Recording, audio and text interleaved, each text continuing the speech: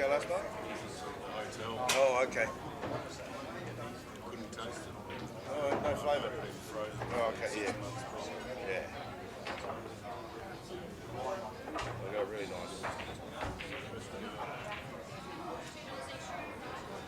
Sonny, what's his best one? Best of 11 or?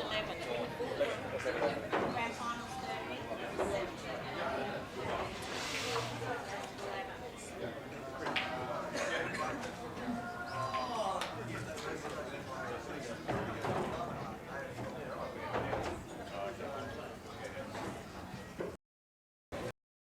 Choco.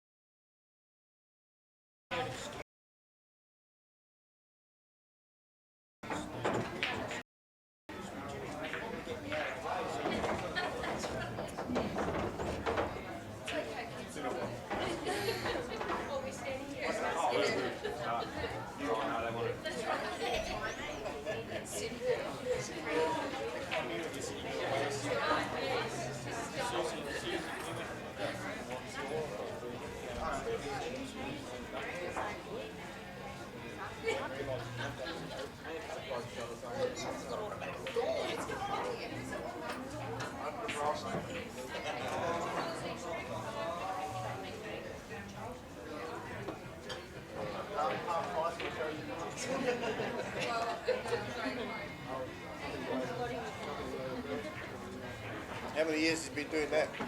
Well, I remember as a kid, you probably would have held everything as when you were a junior as well. She's done alright. You're still there.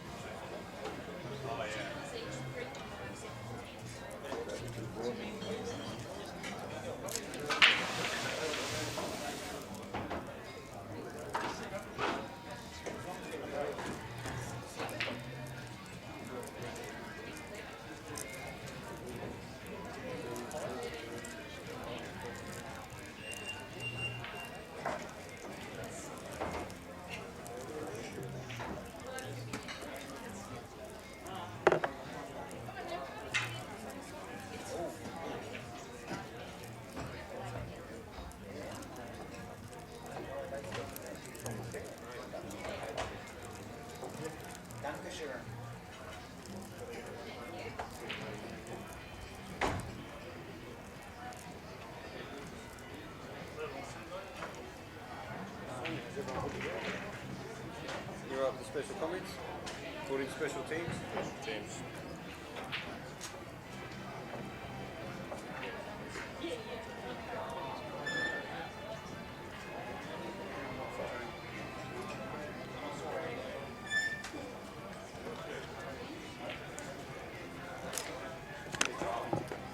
He was there much time to lose. Well, going for an nervous. Time to do it.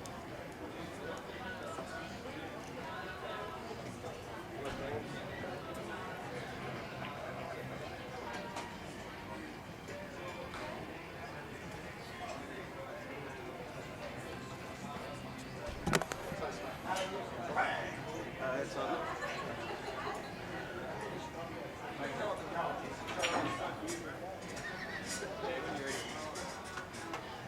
Today, Jocko, today.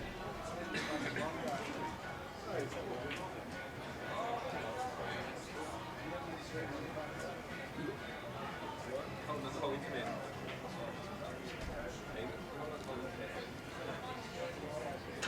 Whole www.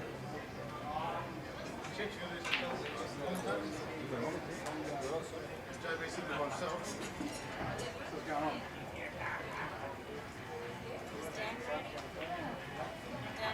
You got the names up? What about? Can I just get your attention for a minute, please? I just want to introduce the players into the semi-final for the 2015 Darwin Open. Table 1, James Delahunty and Griff Beagley. Table 2, Choco Khan and Justin Sage. The race will be first to six, best of 11. All right, good luck, boys.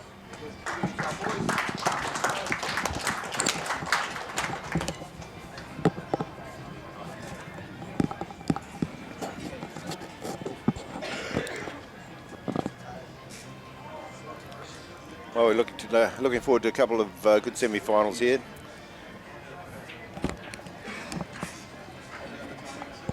We've got the two short prize favourites playing a couple of the locals, so it's good to see the local boys in the semi-finals.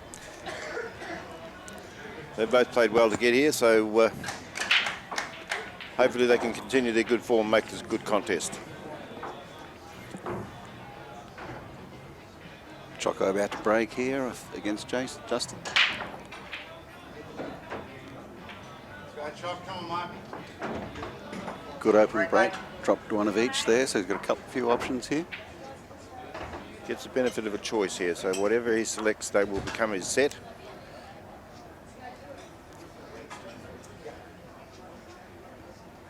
Looks like he's on the reds.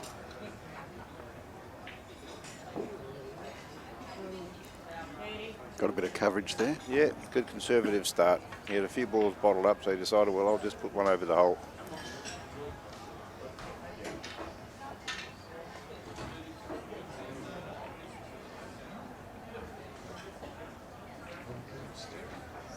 Justin's having a look at a few options. He's thinking, well, I'd like to give him 2 shots here, so he just needs to get this ball down here.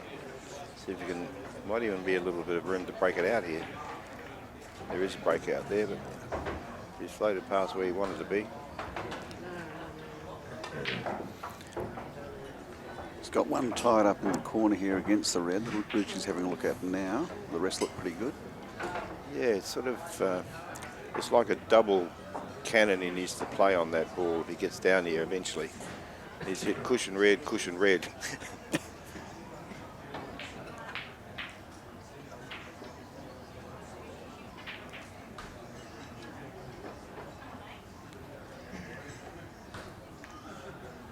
Well, it's a reasonably loose shot by his standards, and you can't expect to see a whole lot of those through the course of this match.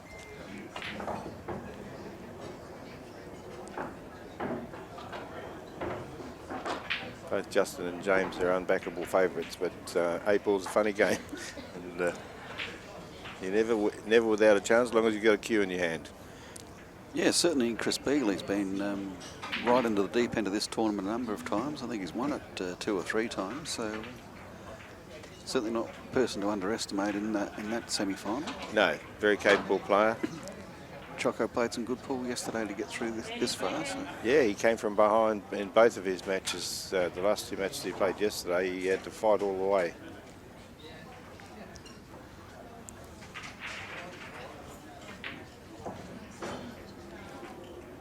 A bit of an arm wrestle here for a while until they work out who gets to control of this pocket, or whether Justin gets an opportunity to get that yellow out of there, which is his only ball really holding him up.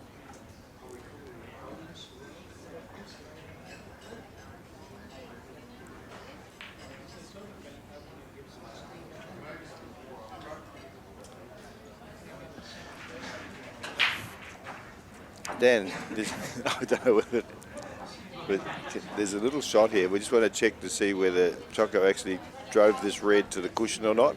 It did back up, but sometimes they get in that little tram track along there and they actually back up without actually touching the cushion.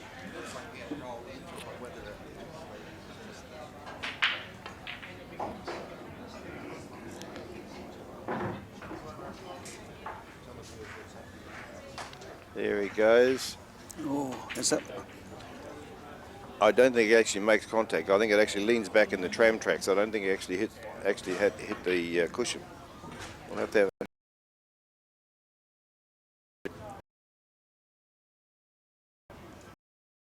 Let's have a look again. Oh no, I think we did. I think it did just hit.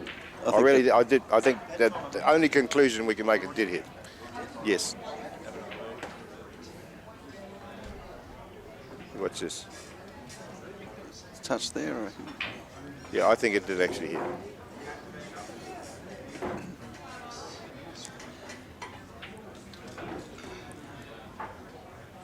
James Delahunty on the other table.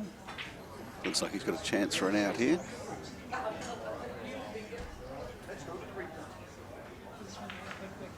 He's played that sweet over there, James. I don't see a problem here for him now.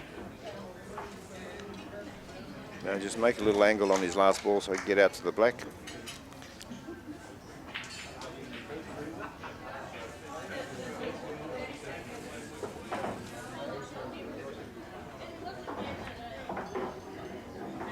Yeah, that's perfect.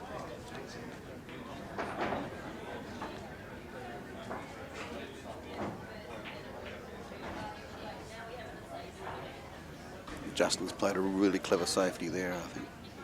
Put him almost in the same spot he was before. Yes, very similar.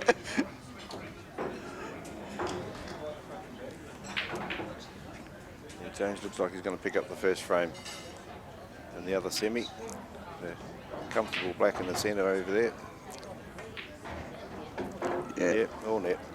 never in doubt, I think, when he lined that up.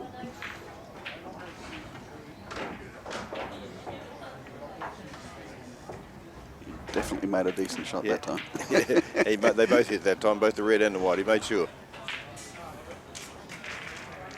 It's quite a clever shot, actually. There's not much else he could do, and he said that that's as good as he could play it because he's restricted what Justin can do coming out of that, out of the jaw there. He really has to play up the table here somewhere, and very hard for him to play a good safety here, I think. He's only got that yellow just right of the black, looking across the centre line. It's about the only thing he can make contact with.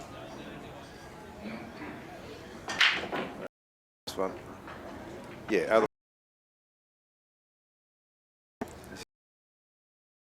Out of this.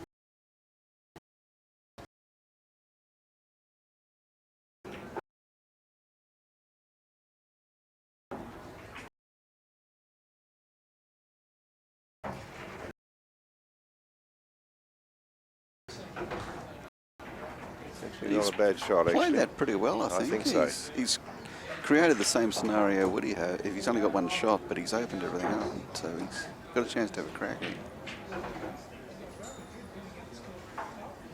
I think Choco's won that tactical battle. He's given himself the first opportunity, and that's ultimately that's all we try and do in the tight games is get the first crack at them. But he's still got options. He's not compelled to attack here. He can actually still cover the other side if he wants to. Jimmy Dallin on another out here, but I look at it on the other table, and he's hit that sweep. Not sure where he's left himself. Yeah, there's plenty of room inside there. Yeah, there is room. Yep. Yeah, it should be. Yeah, it should run home from here.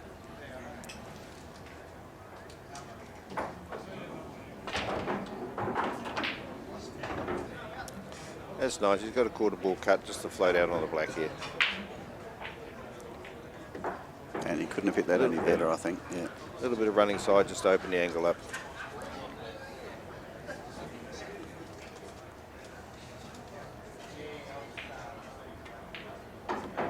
Yeah, so he's on the march here, Jimmy Della. Going to find a way to a 2-0 lead there. Yes, and doing it well. Choco tried to put that ball over the hole and it's gone in. He's left himself in a bit of an awkward spot now.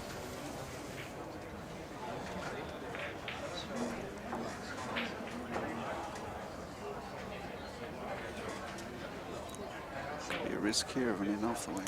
Yes, you need to be very careful with that shot. This is probably a better option. Decide to bail out of that, which is probably not a bad. It's not bad. He's left Justin a crack at it here. Well, yeah, that long yellow. Hasn't really got an easy opening ball, but that yellow does go to the bottom end there. And if he gets that, he's got a chance at the rest. Got a chance, yes. And we know what his skills are like, you know, once he gets out in the open. Just slightly off angle, that one going in the corner, because he'd love to just stop it right where that yellow is. The straight one is just off straight. He's just going to lose the angle. He wants to hold up for that ball. We'll see where he might even go through and play the one on the right on the rail there next. Yeah, plays up quality players always like to get their tricky ball out of the way as early as possible. Get on in the centre. He might actually be. Yeah, he's actually going. Well, I didn't think that was on for No, the it centre, didn't look but- like it. Camera angle was made him. But he's got a horrible result here. Yes, didn't quite get enough work on that. He would have loved to have cannoned into the black and then give him a nice shot on that, on his, on the red down the table. Now he's totaled himself. It's just a matter of how he wants to get out of it. Probably wouldn't be bad. He's just going to go the simple option. I'm backing him to get out of this, but Yeah. He's going to give Choco a decent chance. Ooh. he's hit. Yeah, I thought he'd make a ball. Well, he got lucky there because that wasn't the ball he was trying to hit. think And he he's slipped. got his bad ball in play. Now Choco's got a chance, but if he doesn't get it, That's a brilliant result from where he was. That's right. Yeah. Well, he was trying to hit the yellow nearest the black, and he just missed that and skidded down the table there, and he's got a pretty good result.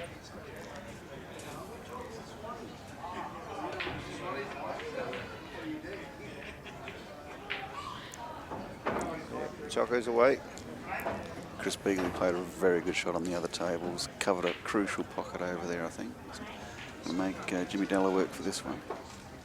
Well, it's probably the best chance these guys will have playing a strong defensive game and then capitalising when they do get an opportunity. And this is what Choco's got a really good chance here. So if he can compose himself to finish this off, it'll be a great start for him.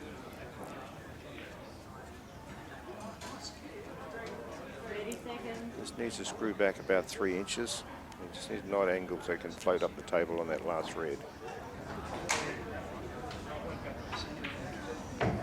He's backed off a little bit, didn't quite hit through the green. It's a little bit tricky. Still on, of course, but Well, he can go up and down now. Bit more He work to needs do. to half ball's done, straight down to the middle of the table and try and get back up. Past where that the red is going to pot, he needs to be up that line. So anywhere there he gets a decent shot at that red, as long as he doesn't hit it too deep. People overplay these. yeah, the other thing is making sure he make the pot when you Well, load up a bit too. that was He's actually got very good shape. If he, it would have been very nice. He'd been comfortable with that.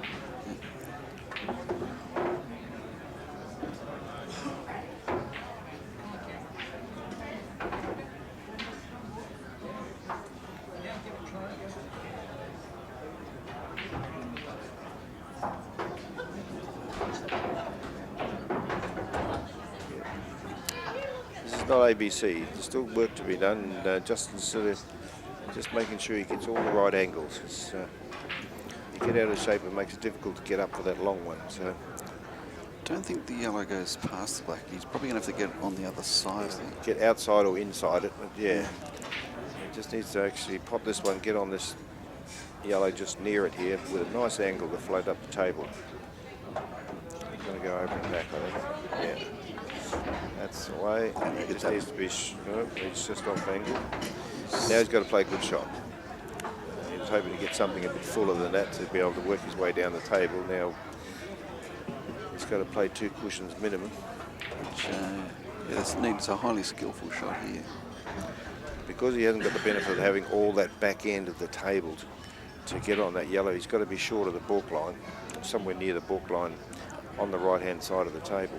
Otherwise, there's a As we're chance of viewing. being snookered behind one of the reds. Yeah, it's, he's having another look to see if it sneaks past the black, but I don't think it does. It might cover, but it certainly won't go, I don't think.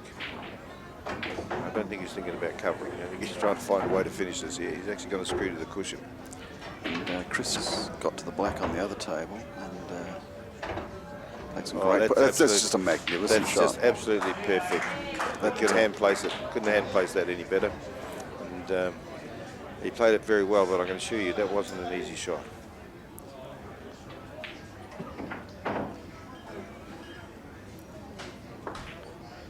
Chris composing himself on that black.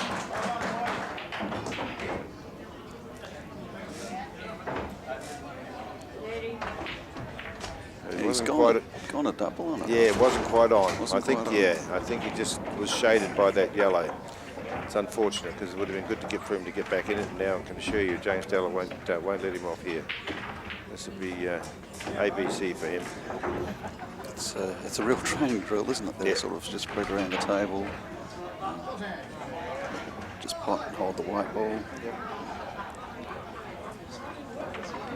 Straighten it up. That's a nice little angle now. You can screw down the table with multiple choices.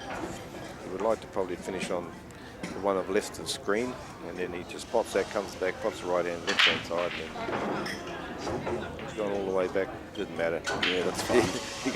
you could join the dots any way you felt worked. But, it was always going to be easy. Notice they're cleaning up one end of the table first and then going back to the other. It's something that a lot of players discipline themselves to do at this level. Is just make it as easy as possible for yourself. You're finishing down the black end of the table so you don't have to work the white ball around the place. Would have liked a little more angle on this. We'll probably just run this in and put the other one in the middle, I think. Yeah, Like that, he's yeah. taking the percentage. It's just not quite where he wants, but that's good enough.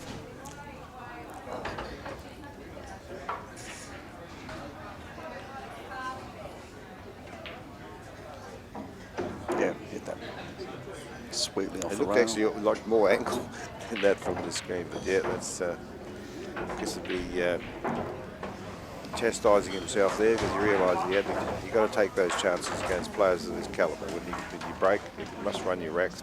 It's a bit like tennis, I call it. If you lose your serve, then it's very hard to get back because these guys will break and run racks on a regular basis. So when you get the chance, you must do it yourself. So you'd be disappointed about that. Okay, we're back over here, and Justin's got an opportunity, a difficult one. I think given the touch, he'll drop this one down the bottom. And again, this will leave him with one end of the table to work at. We used to actually play this in family to get down here. And he's in good shape now. I think he can finish by... That black's a little bit tied up. That's the only difficulty. Yeah, well, if he cuts this ball and he runs into the black, but he's still got this difficult red in the middle of the table. It doesn't go in either of the corners. I'm about to say he may even be doubling this, and he's hit that beautifully. He said that very well. And he's got the extraction. He's opened the black up. Just simple says we get over the hole and into the yellow that's nearest the white now, and if you get that perfect, then it's very simple red in the centre, black in the other side. But if you get just a little bit off, then all of a sudden you've got no shot. I think that's what he's trying to try and do, but it just has to be correct. No, he's decided. Played safe there, but it's probably an intelligent shot. That's right, because the other shot was risky. If he got it wrong, then he probably would have lost the frame. So he's decided, I'm going to make sure this, I'm in front, I'm in control. I think Choco needs to leave those three yellows at the bottom where they are. That's what's making it difficult for Justin to finish at the moment. And I think wisely he's playing this down the bottom. And the tail, he's hit that pretty well, I think. That's a pretty good shot. He left.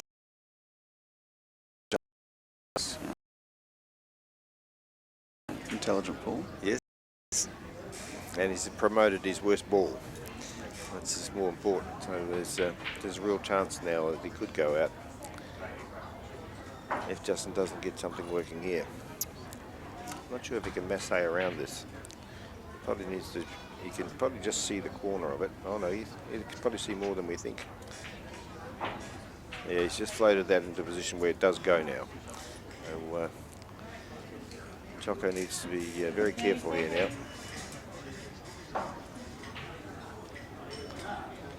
Probably be potting this one up the hole. I'd be getting right up the table and trying to do something there with that semi-safe ball right up on the top cushion.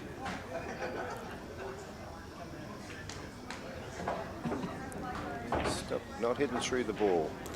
He's just patting it at the moment. I know that he's a good striker of the ball, but he's just not really following through at the moment.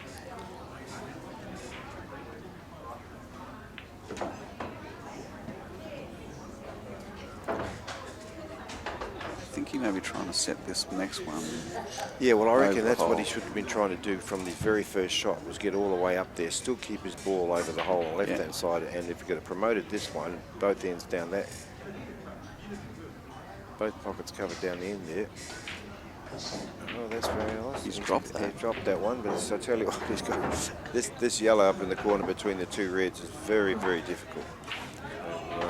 You know, It's a big shot, but he may be looking at breaking it out when he pots the last one on the bottom. Yeah, There, he needs to take this one out first.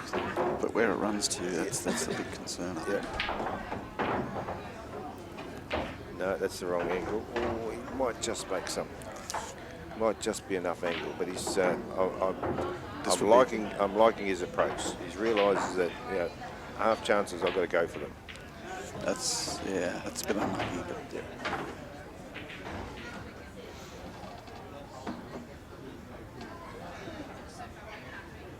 Did he have two shots there? I'm not sure. I think Justin might not have made a cushion. Yeah.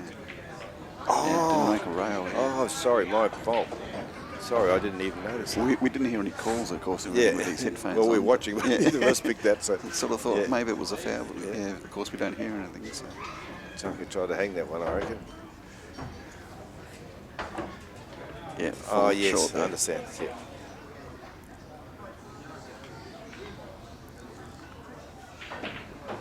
He's just trying to leave himself Justin a bit of work to do there, I think. I think Justin might even just. Can you He go can for actually this? screw Or? into the yellow if he wants to. Push the yellow up the rail and stay on his red, or he can just play the other red If you and just promote the other red and leave it there. Just plays the other red, the percentages with Yeah. him all day long. Yeah. It's-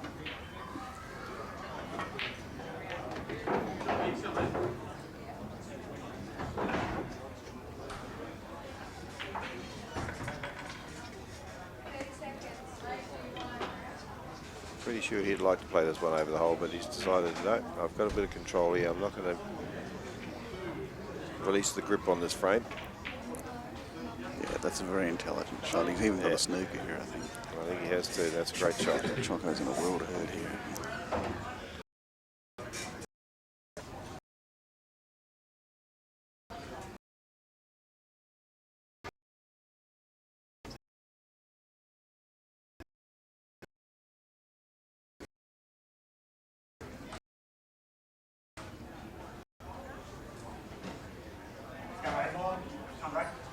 Just looking about, how can I do something just to keep myself in this frame?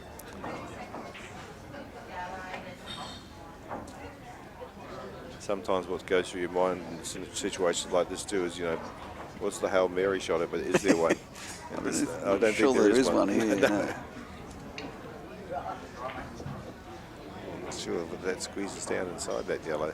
That could be because where does this back red finish if he drops the bottom one? That's Well, he'll be coming right through. He won't Yeah. be playing this then just gently. He'll be pushing the white all the way down to the cushion here, all the way to the top cushion. Choco at least created a little bit of made that just a little bit tricky. It wasn't a bad shot. Yep. Justin's still in control here, but he's Yeah. played that Yeah, beautifully. that's perfect. Yeah, I think you just screw up the rail here and put it in the opposite centre. Chris Beakley having a bit of a crack on the other table. He's got a couple of tricky balls down one end, but the other end's opened up for him. He's having a good look now to see if he can sneak that red under the yellow, which would open the frame up for him. It's hard to tell if it goes from where we're looking, but Chris has played some good pool over there, despite the fact he's 3-0 down. Yeah, a couple of them he couldn't do much about. James just went out. Yeah, that's perfect. Open up that pocket. Centre pocket's nice and comfortable now.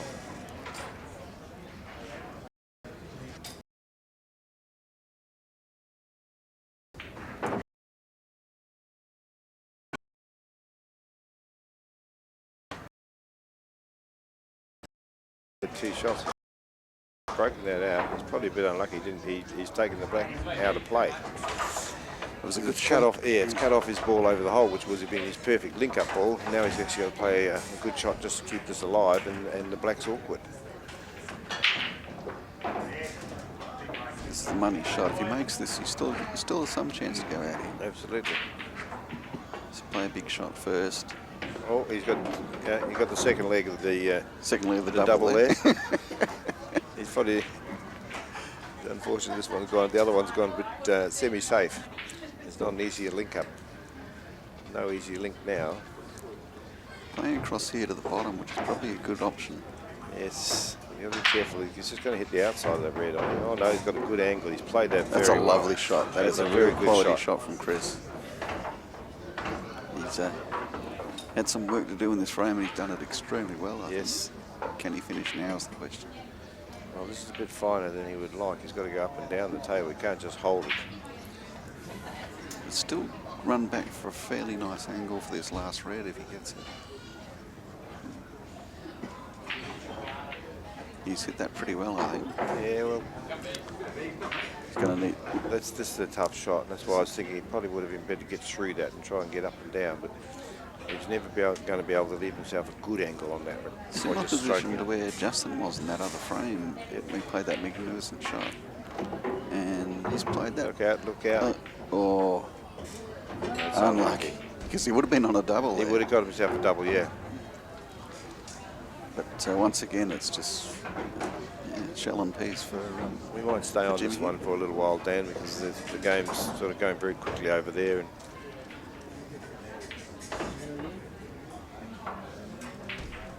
James lining us up to play the plant and promote the black at the same time. Man, he's hit that It's nice. dead easy now.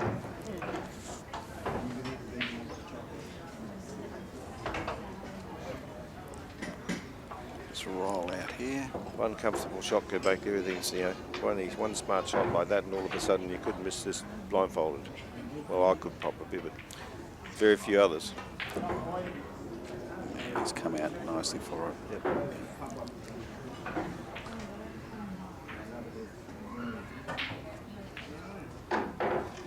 Both of these boys are excellent snooker players, both James and Justin, but they come from an 8-ball background and understand the benefit of short travel. Yeah. Use the centre pockets, don't go trying to go around. A lot of the snooker players will try and play around the black and put it in the corners. Where the smart shots in 8-balls keep the white minimum travel and utilise those centre pockets. Back to the other table now, and Choco a good chance for an out here. He's left himself a slightly awkward bridge here for the one he's on, but everything's out in the open here.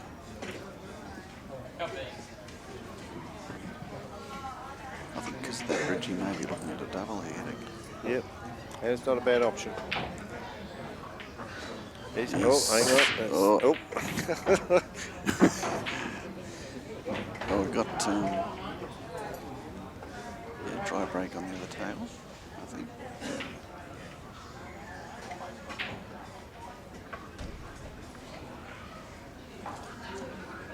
I think reds look pretty good for Jimmy Delahare. Yeah, I think with breaks like this, it's very important to walk around the table and check all those options, because this is a critical decision. It's something that I talk to players about, using that first minute. Make sure that, don't think that could go in there. Go and check it out. Make sure it does go in there. Yeah. I think the fact that probably what he's looking at is the red goes under that black down in that corner. And of course the yellow next to it is blocked from going there. So he's gone reds, but he's missed the opening ball. Yeah, just a little bit firm. These centre pockets, you need to be very accurate. The boys were saying earlier when they were practicing that the centre pockets on these tables play very much like the English centre pockets, where you need to be pure, you need to be in the heart of the hole. Where in South Australia, a lot of our custom tables, we play outside the centre because you get some help. Where these pockets have noticed that if you play outside the line, you miss the drop and the jaw throws it back out again. The jaw will kick it all day long. Yeah. If you go into it with any pace whatsoever. So, let's see what Chris goes here. He's played a That's nice red there. Nicely cued. Yeah, reds was the option, and he's got on it.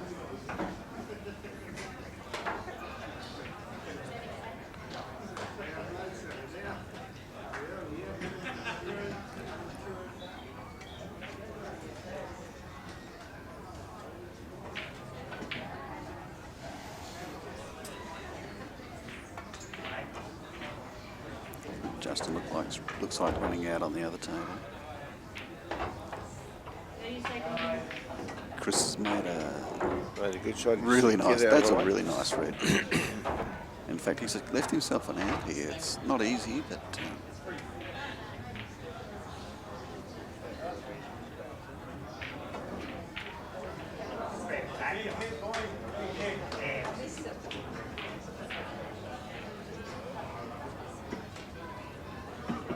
yeah, Justin's on his last yellow over here. He needs to play a very good shot to get a clean shot at the black here. It's not bad. so these middle pockets are tight. This is not as easy as it looks, I don't think. They play very true, so if you can start it on the line.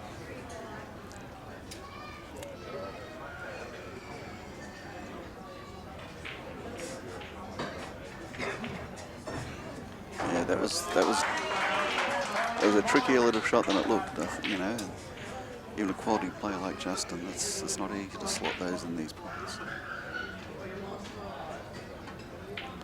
Chris is going to double this. He'd love to close it. Oh, it would have been a great shot if he could have. Aidan Hodgson, he's doing over in the consolation comp there, doing very well against Jeff Chan. Not sure what the score is over there, but it's No, that's the semi-final. I think they're playing off to see who plays Ben Crawley in the final of that tournament. Tournament made available to those players that didn't qualify or first round losers. And I know Benny was very upset with his performance when he was beaten by Jimmy Searcy. I mean, taking nothing away from Jimmy, he played well, but I know that Benny was upset that he couldn't get his rhythm going. And he's now trying to pick up consolation. He's always going to be hard to beat today. Yes. Good to see young Aidan up there, 14 years of age. Yeah, that is brilliant. Performing really well in the Darwin Open. It's very important that the juniors get some reward for all their work. And Unfortunately, just a tap in for Justin this time, I think. So we have 4-0 to James Delahunty and 3-0 to Justin Sage. Okay, let's go. Jimmy Della having a crack at it here. Yeah, he just overran that ball a little bit. But, it's still on in the corner, but just restricts his movement. He might actually play this in the centre just to try and get across the table. He's got a nice natural angle coming off the middle to run over the other He side. needs to avoid the red to get a better angle. He's done that beautifully. The risk of overplaying that was in off, but he just hit that with such nice touch. He's avoided the red and got himself exactly where he wanted to be. Has to play a good shot. A couple of good shots here, though. Both of these fairly narrow pockets. Yep. With a bit of distance to travel. If he hits the first one really well, then he'll be in good shape for the second one. Yeah. And he's looking now at how to finish with this last yellow. 30 seconds. This is his best shot here now. He just needs to just work this back. If he can get somewhere near where he is, and he cues the ball so nice, he can do it without thumping. He's got too much. He's got too much on that. He couldn't hit that in more pure. I mean, he's just stroked that and he's gone 5 feet up the table. I think it's okay though. He hasn't overrun this ball, but I'm sure he would. He didn't believe how much action he got on that ball. Looking at potting this perhaps in over and back, I think, or he could finesse back, it, yeah. but it looks too fine to finesse, so he needs to probably go over I that. think he can hold it. No, up and back. Up and back. That's the line. Yep. Now this is weight's very important with this one to make sure he doesn't go too far up because he needs to. The black's not that accessible. No, the red sitting on top of it. He's maybe playing with some side. Might have to try and promote it, I think, because I'm not sure whether he can just get on it. Oh no, it might be alright. This is a difficult shot. It's probably a lot easier than we think. Oh, look at that. The camera angle wasn't the best. It was deceptive there. It was very deceptive. It was very gettable. I thought he had to actually just pinch it a little bit with some side and flick it in, but no, he played that well. Oh, Choco will be upset there. He knows you're always going to miss the difficult shots. It's the simple ones you must get, the basics to keep yourself in the race, and that would have floated him out through the gap and given him a reasonable chance to be able to pot at that one. He's just caught it too fat. So James Delahunty went to 5-0 with that frame, so he's on the hill now. He's played some great pool, as you'd expect, James. We might just stay on James's table now because there's a big chance he could actually break and run here. So we might try and stay on that one if we can, Dan. See what Justin does here. Just promotes it. Covered that So red. he's ready to go. Yeah. It's a good quality defensive shot.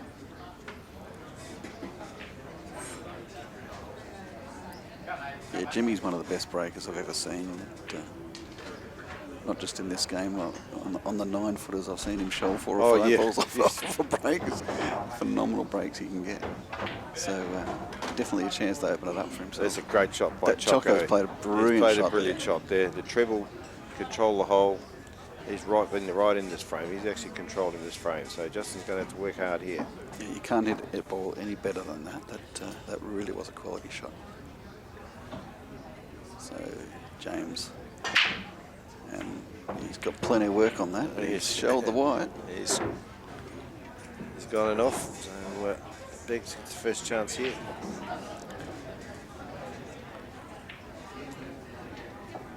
Justin playing just a solid defensive shot there. But actually it's there for Choco. You would think he really has to have a crack here. He's got to get a frame back.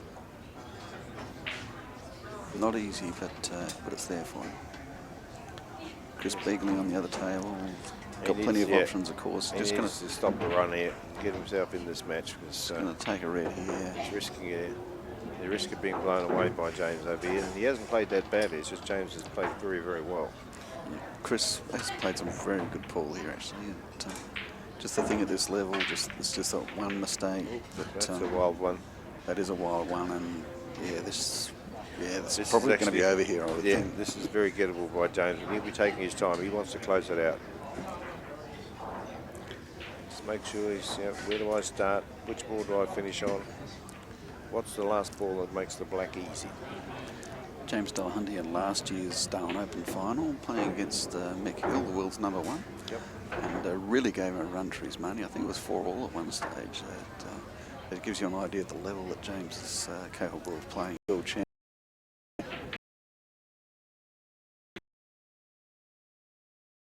Justin there.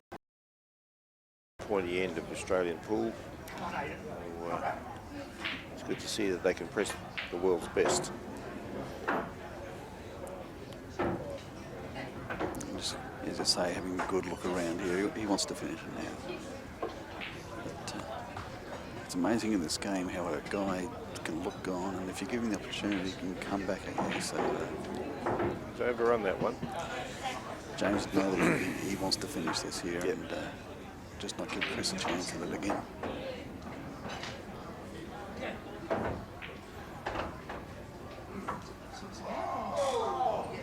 He's got the benefit of running into the other yellow here, so as long as he plays as a finesse, just a nice delicate shot. Yeah. He's played that very well. Unfortunately for Chris, this looks like the end of the line for him. It's very hard to keep up with these guys when they run rack after rack. You give them one clean visit and it's all done. Yeah, we all know what a quality player Jimmy is, but I don't think I've seen him play much better than this. He really hasn't missed anything, has he? For 6 frames, there's just hardly been an error. It's you cannot play much better than this.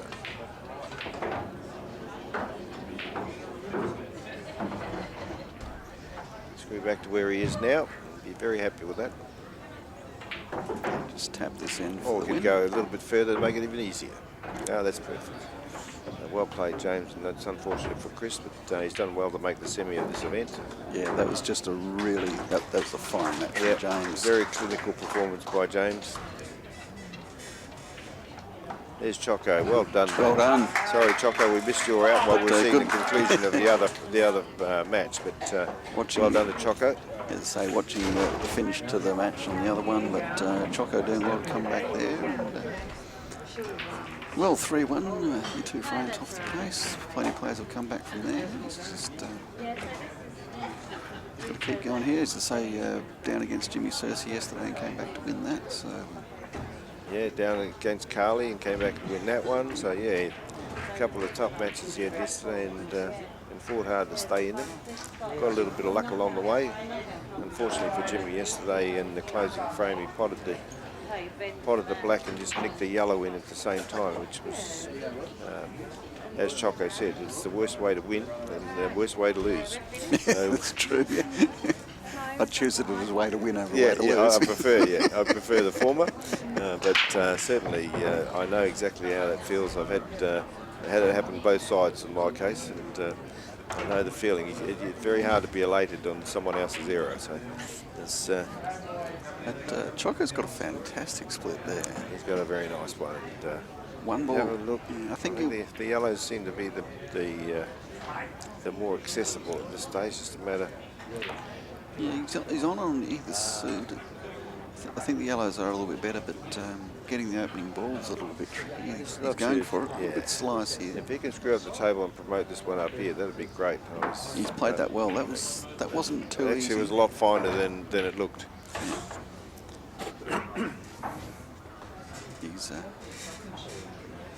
got one ball sort of tied up at the moment. We'll play this in the middle and roll out. Come down to the bottom. He's played that very nicely, actually. He's good. He's actually been very good. He told me last night he watched the replay of his matches yesterday, and he said it was really good to hear some critique from other people. He said when you're out there, you don't realise what you're doing right or wrong. You're just so in the moment, you don't realise what's going on. He said I took some stuff, and he's obviously using it. He's showing a lot more composure today. His touch has been better. Yeah, and actually, I mean, that was, again, I think his safety play has been exceptional in this match. I mean, he's killed a ball on the rail, the white ball on the rail there. He's promoted a ball over hole. And he hasn't left Justin. He certainly restricted Justin's options. Yeah, that's the ultimate safety shot. So that's as good a safety shot as you'll get. You know? And Justin having a really good look as a result. Well, Justin doesn't want to move this red No, up by the yellow. That's the only one I think he can hit. I think that's why it's such a good shot. Yes. It's amazing at the Nationals how often that an experienced player will leave you on the one ball you don't want to play. You know? Yeah, compel you to move one, which then in turn helps you. Yeah. There's one they want to get out, they'll leave you on that one. And a good defensive shot from Justin. But Choco's still in a good shape in this frame. He's probably going to have to play another safety here, but there's plenty of safety options.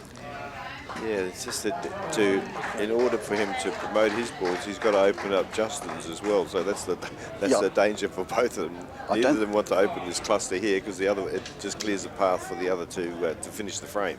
Yeah, I don't think he can go for it here, but he should be able to leave Justin another nothing shot, really. Hold up. He probably just overplayed that slightly, but that was a really good thinking shot to get one of those balls out of there. Yeah. Justin again. And we know Limited options. how difficult these middle pockets are.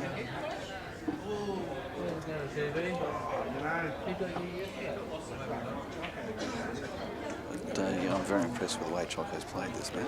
He's played very well indeed.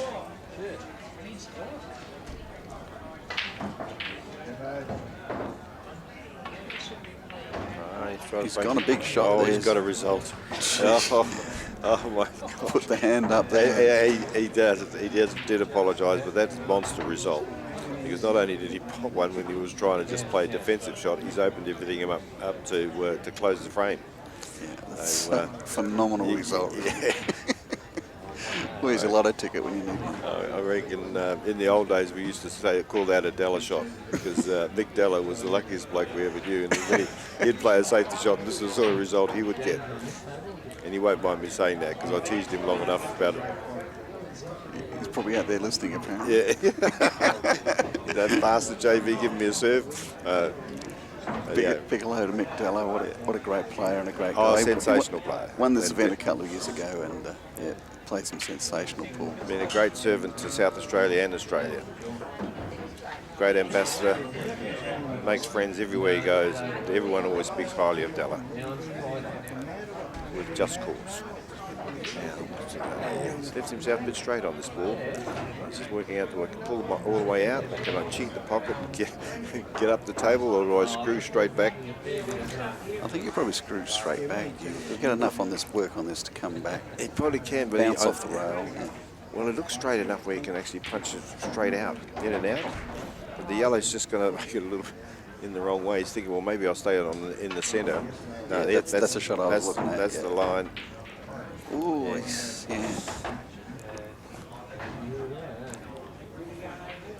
So, Just a little bit far, and I don't think these two cancel each other out. You can't. Hasn't got a clean pocket there, so he's got to take the cut on it.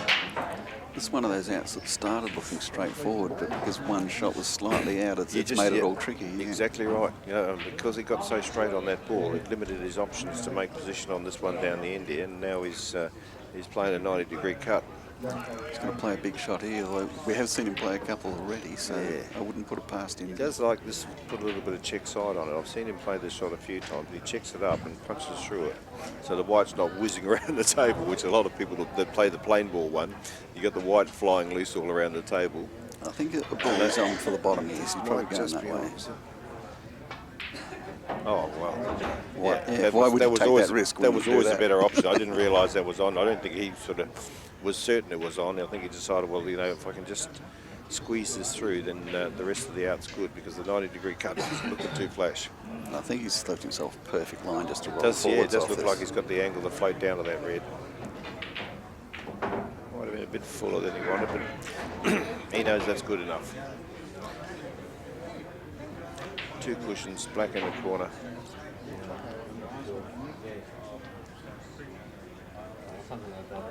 It's a little bit awkward bridge. He's got to bridge over this ball in the hole and make sure. Good lesson for players here. Look at the way that he's composed himself between each shot. There's no rushing. There's no adrenaline. It's a very good lesson for the players. So many players tend to rush on these shots. This where is my opportunity to jump on it. Where he's he's just played making them sure of perfect. everything. And look at the Two result. cushions, you know. dead straight in the corner. He had a good look at that, and he worked it out, and he said exactly how he's going to play it, and that's how he played it. That's a sign of his quality. I think. Nice out, but very unlucky for Choco, and very fortunate in the end for Justin to actually jag that ball and give himself a clean chance to finish the frame. Yeah, well, Choco played two extremely good safeties there to keep himself in the frame, and there's not much more he can do, you know. All you can do is control what you're doing. Choco didn't do anything wrong there at all. So, disappointed to lose that frame, but not much more he could have done, I think. No, you're right. He played the best shot he could play in that under the circumstances, and then Justin got a good result. But I had an old mate called Herbie Belchamber I played snooker with as a lad. He said, whenever you get lucky, don't waste it. And Justin made sure he got lucky and finished the frame. Yeah, and he's got a ball off the break here. And reds are definitely the suit. And he has got a good opening ball, so would not be surprised to see him go out here. He's already looking at where the black's going. And yeah, I mean, there's one slightly tricky tied up next to the black. The rest really are, you know, All of a sudden, luck can change. That's well, the he worst just possible result. Judged that ball or caught it a little bit fatter than he wanted, and he's hit both jaws at the centre and slid up to this ball. Now he's definitely got safety option only, just to chip Counting off. his luck not going off, but then he sat on the reds. And a smart safety there. Although Choco, you'd have to say this ball's on that he's looking at. I'm pretty sure it does go, but it's just a matter of how he plays and what options he's got afterwards. It looks a bit straight to be able to sort of promote those other yellows. Yeah, if what's the one he's on, he really can't do much or anything to get rid of those other yellows. But yeah, to say if he paces this nice, he'll get coverage. He's hit that so well, it's gone in. He might have just caught the edge of those balls. I'm not sure whether he's opened one up or not. I think one's blocking the other, unfortunately for him. Having a good look here. So, no. What he would have is enough angle there, actually looking at the table for a double here.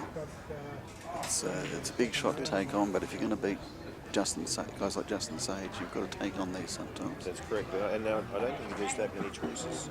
And that's what he's going for. It's a tough shot, but these are the ones you've got to get. Well, he played it off the actually red. played it off the red. That played was even better shot. Very well. Even better shot. Yeah, look at that result. Fantastic shot there.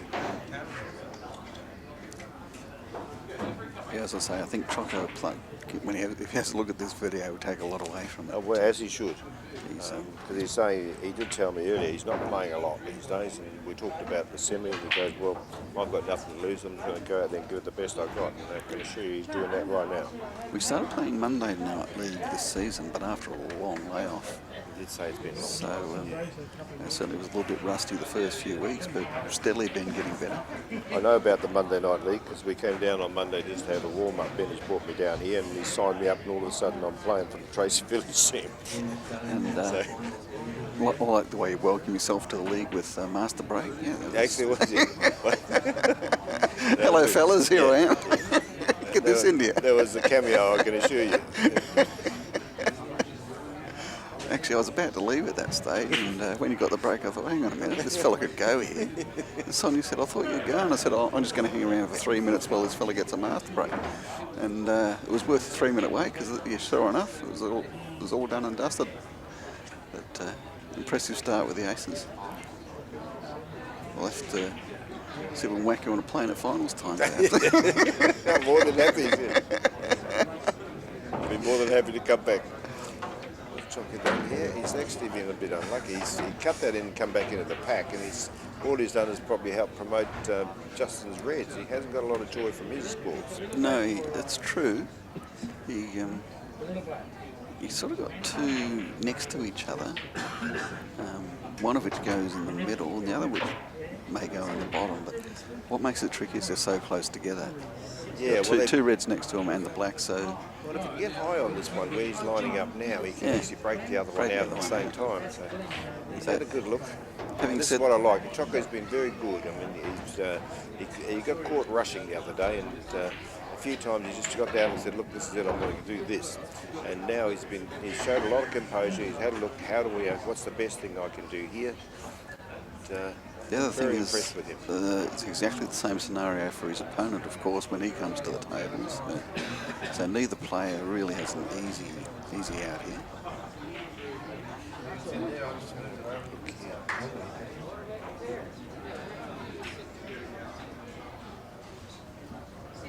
So whether he can sneak this one over the pocket, that's where he sort of aimed his cue that way. So he's going to play this one off the yellow as well, I think.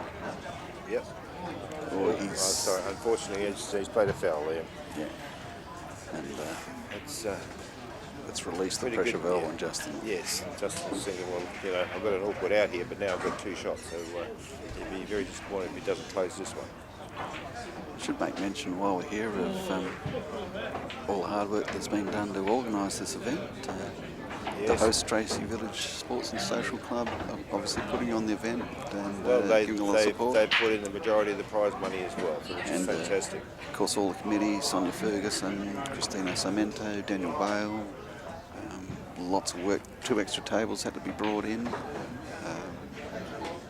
Sponsors to be organised. Benny Corley to be thanked for, connecting up the power to those 2 extra tables. Always handy to have a sparky. Yeah, everywhere you can have it. So, a lot of hard work goes into these tournaments, and I think this one's been exceptionally well run. It's gone very well, and certainly, I mentioned Sonia's effort the other day, the fact that, she is the genuine organiser of the tournaments up here, and she's run the last 2 Darwin Opens, and she was called in late to try and get this one off the ground to ensure there was a 2015 tournament. This tournament usually hosted in May. That's correct. It was put on this year just to ensure there was an actual tournament, and it's been very good. It's a shame we couldn't get more of the interstate people up here, and I'm sure that after seeing the coverage, it'll entice a lot more of the interstate players to come up and have a great week up here in Darwin. I can assure you the weather's been sensational. I live in Adelaide, and I was talking to my wife last night, and it's freezing down there by our houses. And I think I get home tomorrow morning about 6:10, and I'm not looking forward to a 4-degree morning. No, I think you'll be wishing you were back here somehow when you get there. It's nice to wake up and it's 20 degrees already, and with a high of 30, that's just perfect.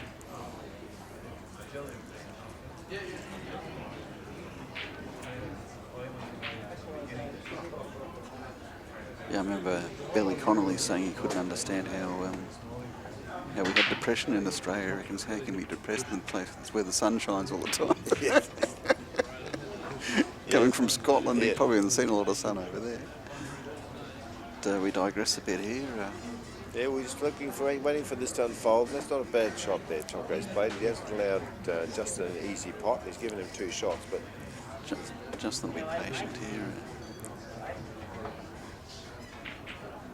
He's buried that in a he horrible didn't. position. Yeah. Sorry, my mistake. Yeah. He was touching the yellow before. Choco so ran it off the wasn't- yellow, yeah. Yeah. But he has just left himself in a diabolical, left Choco in a diabolical position here.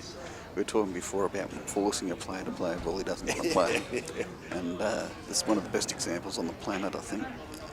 Yeah, he certainly can't get to the yellow on the right-hand side. He's got to try and hit these two, which then opens up Justin's last ball. And I can't even see any sort of safety here.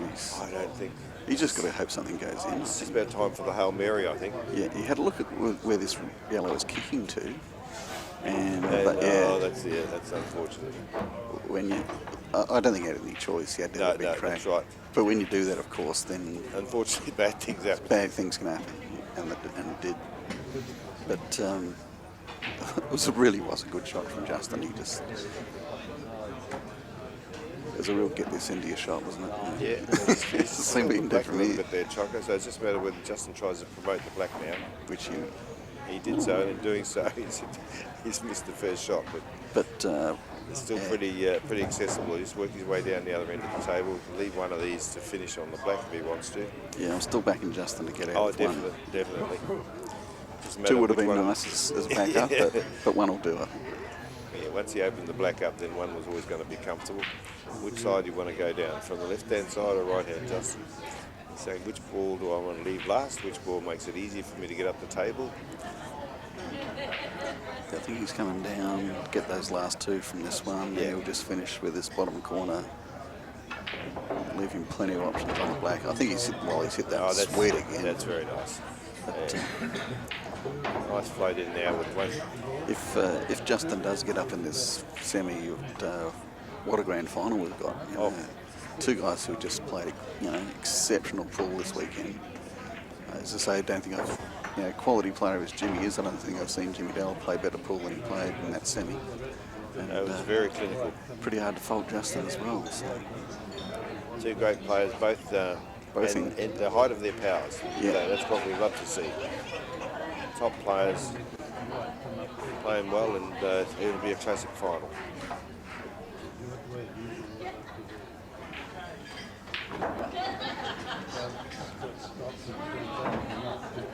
Having said that, Choco's come back for a few times. So it's, you can never write Choco off because he's got a heart of steel. He will continue to fight.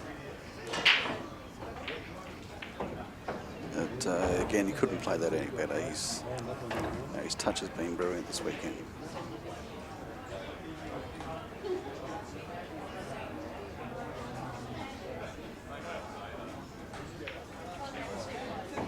So now we've got Justin on the hill as well. Justin on the hill.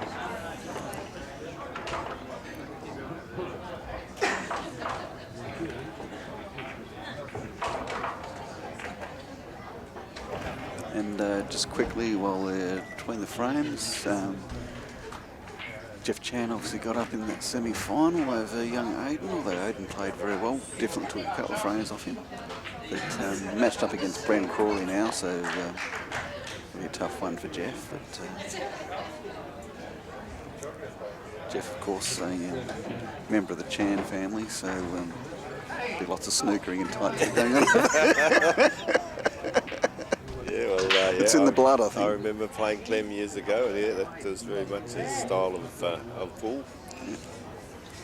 Choco, big break there, but he's come up dry. It's, definitely a chance here for Justin. Yeah, just a matter which way he wants to go. The reds are probably easier because he doesn't have to move anything. May even be looking at the cannon here. If he He cannons, could play the plant yellow on the red to start, and then and then everything's pretty much open. yeah, he's just going to look where the white runs to, which is what he's looking at now. Well, I think. I reckon he's playing the left-hand side of the yellow about half ball, which will take the white up there nicely.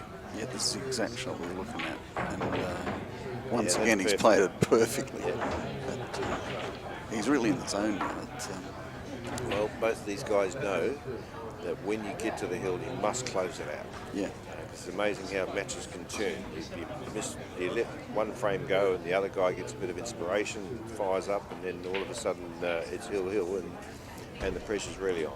I think it was 2 years ago, Travis Crawley and Sam Wintle in the last four here. Okay. Travis out, I think, to 4-0 lead. Yep.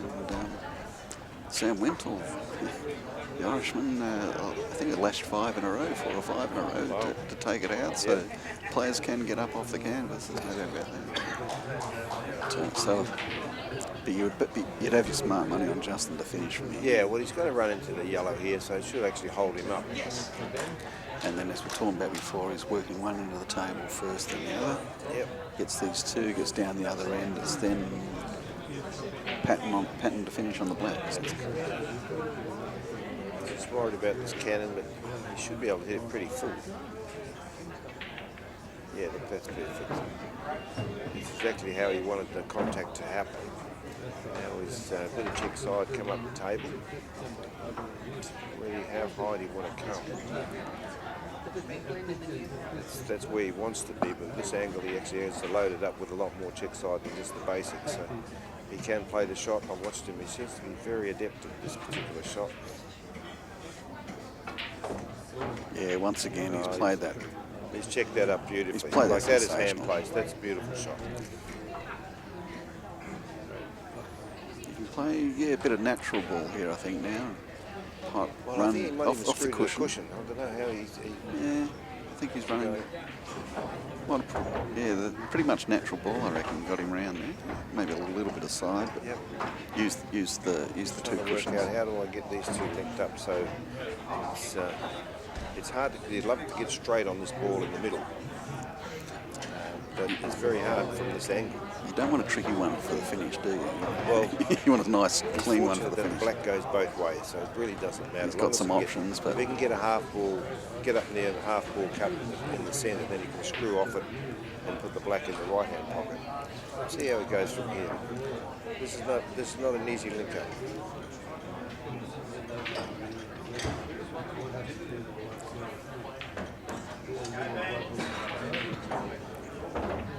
yeah, he's hit that all right. That's okay. So yeah, once again, this is that half ball angle. As we were saying before, though, these middle pockets aren't that forgiving. Yeah, and I think certainly he's be aware back- of that. He wouldn't really want to punch this too hard. He's probably Certainly backing him to get this. got an but, option to either float it in, get half ball, or go right through it. Oh, that's not a good but as I shot. say, not as easy as they look. You don't have a lot of pocket That's to a go rare for error. there. That's a rare error. And in fact, he didn't leave himself the best shape in the world on the black if he got it. No, So. I think he'd be disappointed with himself because he backed off the shot when he wanted to play through it, and then still missed it. That when you make a concession like that to think, oh well, I'll just do this, and you get it wrong, it's not good for your psyche. And Choco, credit to him, No, he hasn't snookered him. No, that's so he probably should have made sure that he exactly had him snookered. I reckon he's got an edge of this. yeah, it won't go. He can't though, pot will it. He it? can't No. pot it. No, it's too far above the centre pocket to pot it. But he's going up and down. He's forgotten. He figured it was his turn for a Hail Mary. He realised if he just nicked it, he couldn't put it anywhere. So he said, "Oh, I'll go up and down and give it a crack." Yeah, if it goes in somewhere, yeah. you're a genius. But, Choco, I think, should get the snooker this time. He's playing a big pot there, actually. Well, we would have had snooker anyway. I guess when you got the Great Wall of China across the table, Well, there you go. there's a line of thinking that says when your opponent kills his last ball, it's a great opportunity for you to attack. Yeah. with some safety. In that case, he didn't get an angle afterwards to continue, so he's played the safety shot. But that's probably a good call. When someone's got a dead ball, it's a clean chance for you to attack with limited risk. And what he's Choco done, took that opportunity, and he's probably a bit unlucky he didn't get a chance to continue. and what he's done there is get a nasty snooker and promote each ball. So that's a good shot as well. You know. He's, I mean, really, unless Justin does something amazing in this frame, Choco should be able to pull this one out of the fire. Yes, I think so too. And that sort of, I emphasise again how important it is when you get that chance to close things out, that you actually do. Just try and kill the black, at least make it a little bit awkward. I'll tell you what, Choco would be very happy with this opportunity. Yeah, well, Justin, you can see what he's doing, but he really want that black hard up against the cushion to. Well, I think he would also like it closer to the red or to the yellow. Yeah, he's left all balls on. Still a little bit tricky for Choco to get on that bottom yellow. But well, if you can get a half ball angle on that yellow that's in the balk there, you can float into that gap. yeah, even if he floats, rolls into the red, even better. Gets fat on the yellow. If he's got two shots, it won't matter. If he can keep his two, then he can bump it out. But, he's played this pretty well Yeah, so far. I think so. One clean shot.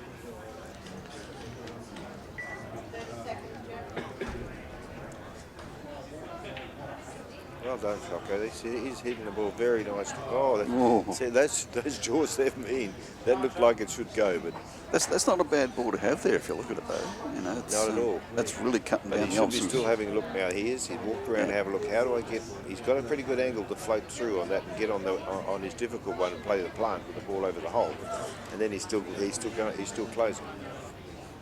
He does just lines up at the bottom a lot and then Oh, no. don't do that. He has a tendency to overplay shots sometimes. And I'm thinking.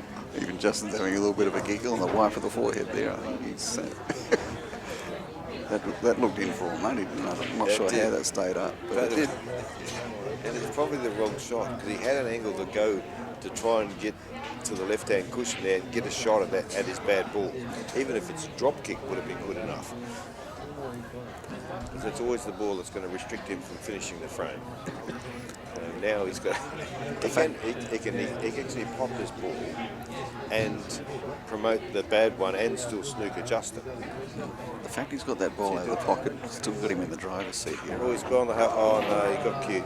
He didn't have to get cute there. I was just saying that ball was, was really saving him, and now he's put it in and followed the line. That's the worst result. It was a nice billiard shot, and but it was still, if his next shot was always going to be extremely difficult. I think if he had just potted the ball over the centre, promoted the other bad one, he would have Justin in all sorts.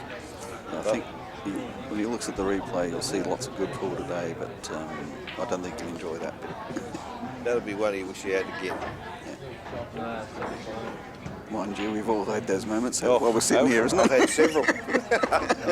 That's why we're watching you commentating instead of playing. Commentary.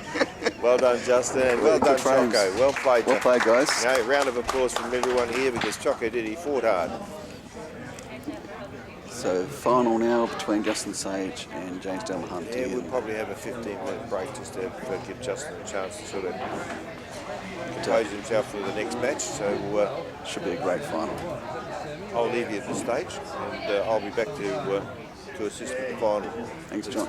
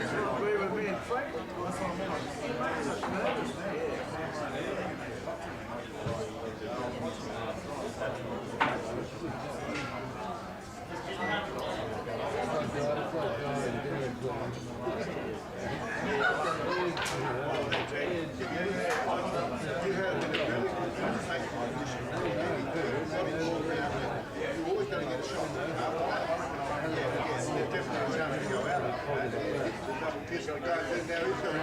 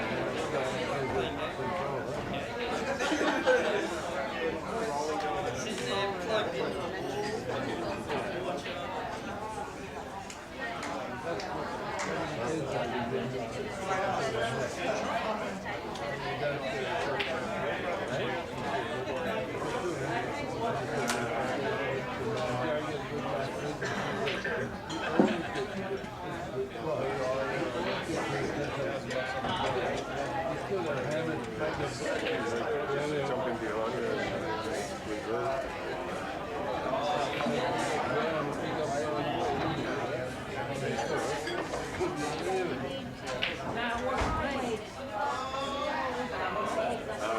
Just jump out for a second. I'll just go behind there.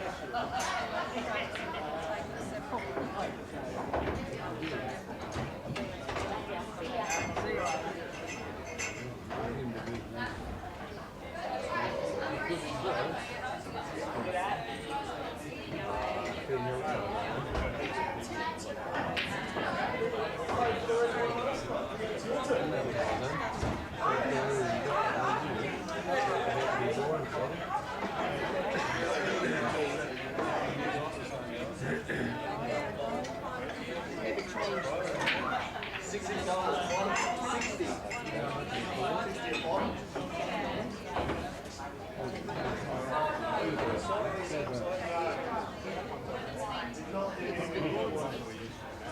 surprised, mate, you know?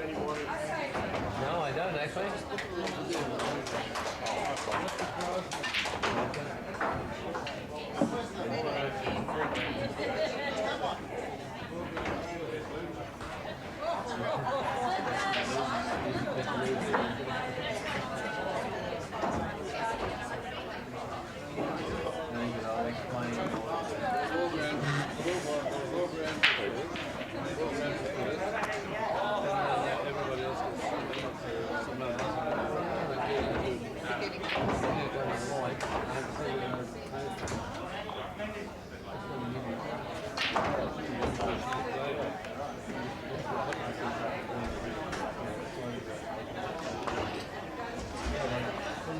I'll be in the way here, won't I?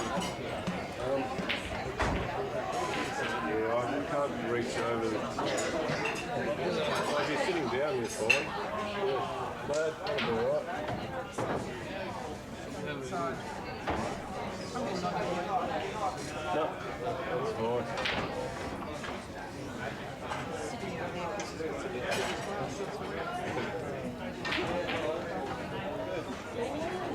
We can still sit here. I don't use this camera much.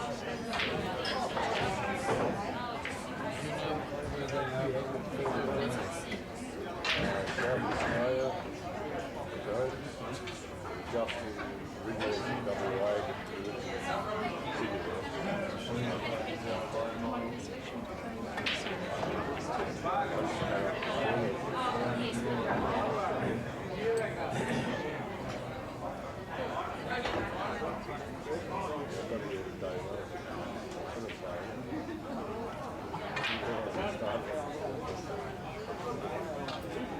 We came up for the Davis Cup. Terrific. We've had a game with been running played at practice school.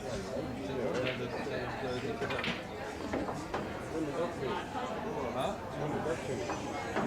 Last weekend. Just got it.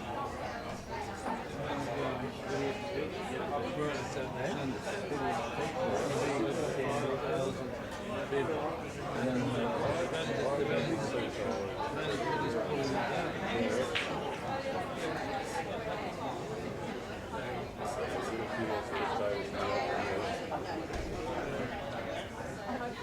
was great because they lost the first two. And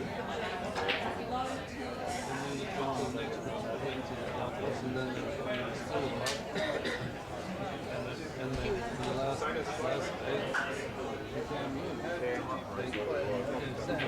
Sam Groff was the best. He did really well.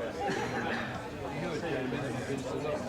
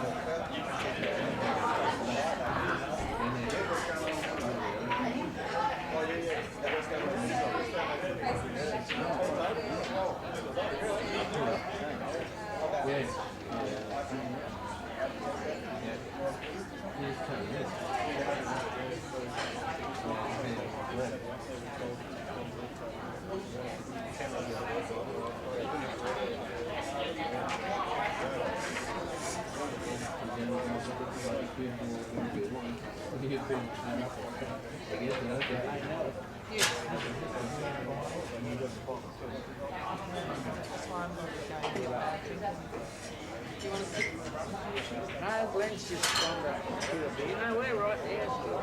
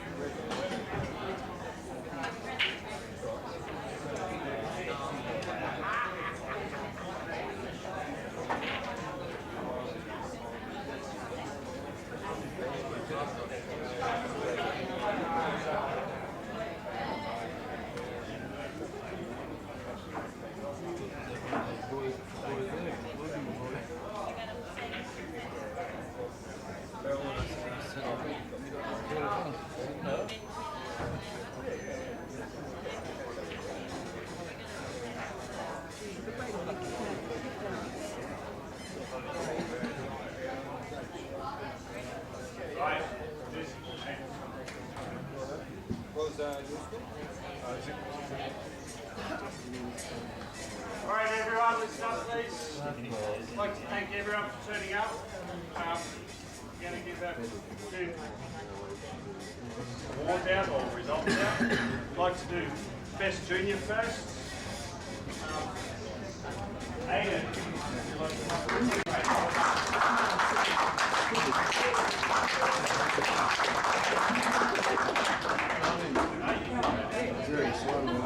Alright, the losers comp.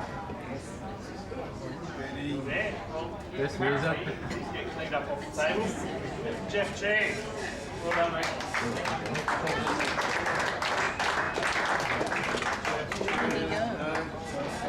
Right, he doesn't want it, that's fine. Oh, here he comes.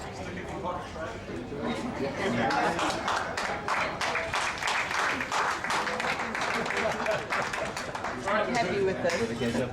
Winner of the losers comp was seated number 3. Unfortunately, someone else spent a fair bit of money on him. Had luck, Choco. Well done, Ben Crawley.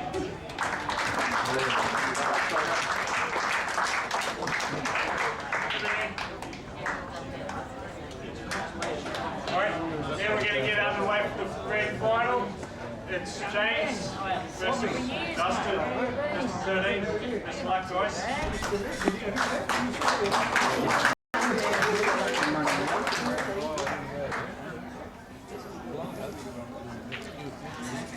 Well, we've got an air of anticipation here.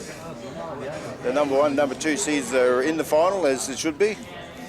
And one of them was very lucky, because I'm sure Sonia should have taken one of them out. But they've played excellent pool over the week. Well, 3 days now, and this should be an excellent final. Yeah, I'm really looking forward to this. Two fantastic players in the final, very well deserved. Great ambassadors for the game as well, I think, no doubt about that. Yes. But, your commentators for this final, Mark Wood and John Barton. Thanks, Mark. John Barton, a man with big reputation.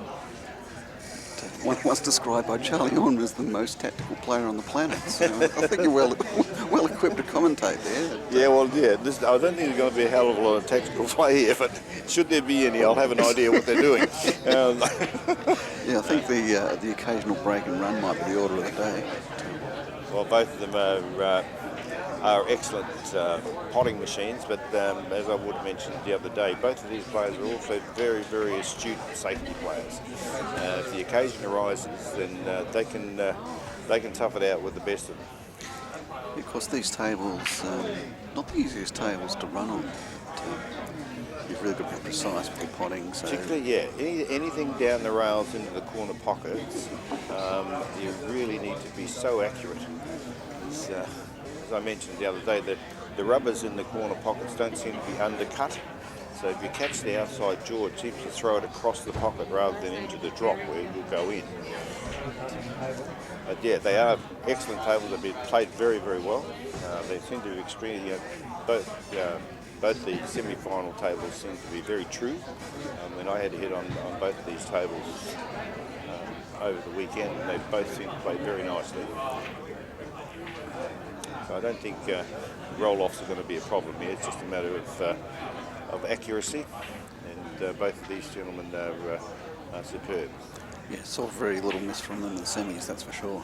But, should make special mention while we've got a little bit of time. Aidan Hodgson, junior player of the championship, wonderfully well. Got through, got through qualifying, got through to the major round, then having done that and got knocked out, then got to the semi-final of the consolation comp. So yeah, don't go running away, yes. That's him there, isn't it? He's got a bit of shine now. Yeah, that's him. He's trying to escape the limelight, but I can see he's a promising young player from NT and absolutely loves the game. I was having a chat to him, a few of the other boys outside the other day while we were waiting for the club to open. And he goes, wouldn't it be neat to just live over there? And he's talking about a house just down the road so he could actually walk here every morning and start playing. And I said, well, yeah, that would be ideal. And I think when I was not quite that young, but certainly when as a junior, they had to throw me out of the snooker rooms as a kid. So I know exactly where he's coming from.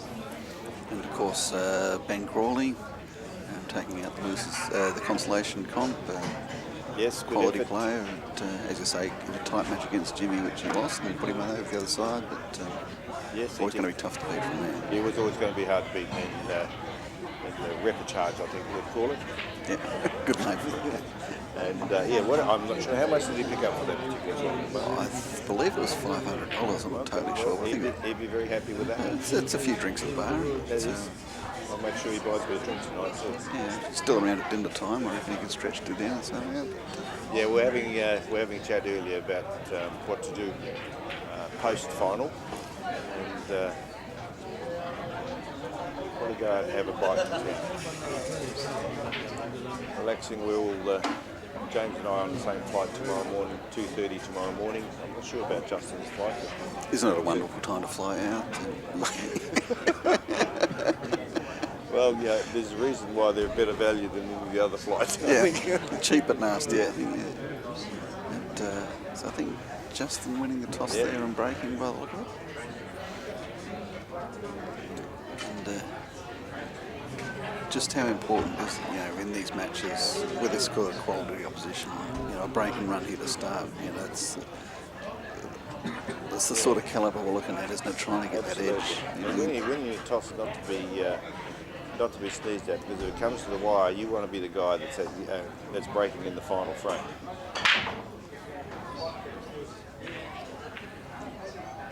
He's come up dry there, though. Yeah, you notice the boys are racking their own balls. That's probably the smart way to do it. You've got them set the way you want them. If they don't come out when you dry break, it's your fault. It's not because anyone else hasn't quite set the rack properly. Yeah, there's no one to look at. I think that's always been a good thing, actually. James having a good look here. Red looks to be the best start. He's just got one problem ball here on the left-hand cushion jammed up by the yellow, but everything else is open. The yellows aren't that bad either, but it's just the first ball for the others are hard. Where the red one, at least he can pot that red, it's comfortable pot, work his way up the table, try and establish how to continue to break. Yeah, he's opening up on this red. And I think he actually tried to extract the other one. It was a good attempt. You could see what he was thinking. And even that's not too bad. He's made his opening ball. He's still got a shot. Would love to have had that extraction, of course, but... that's right. If he could have promoted that ball, then all of a sudden the out was on. The out was live. But still in the driver's seat here, still at the table. That red by the black may not be as accessible as you'd like. He'd like to be able to...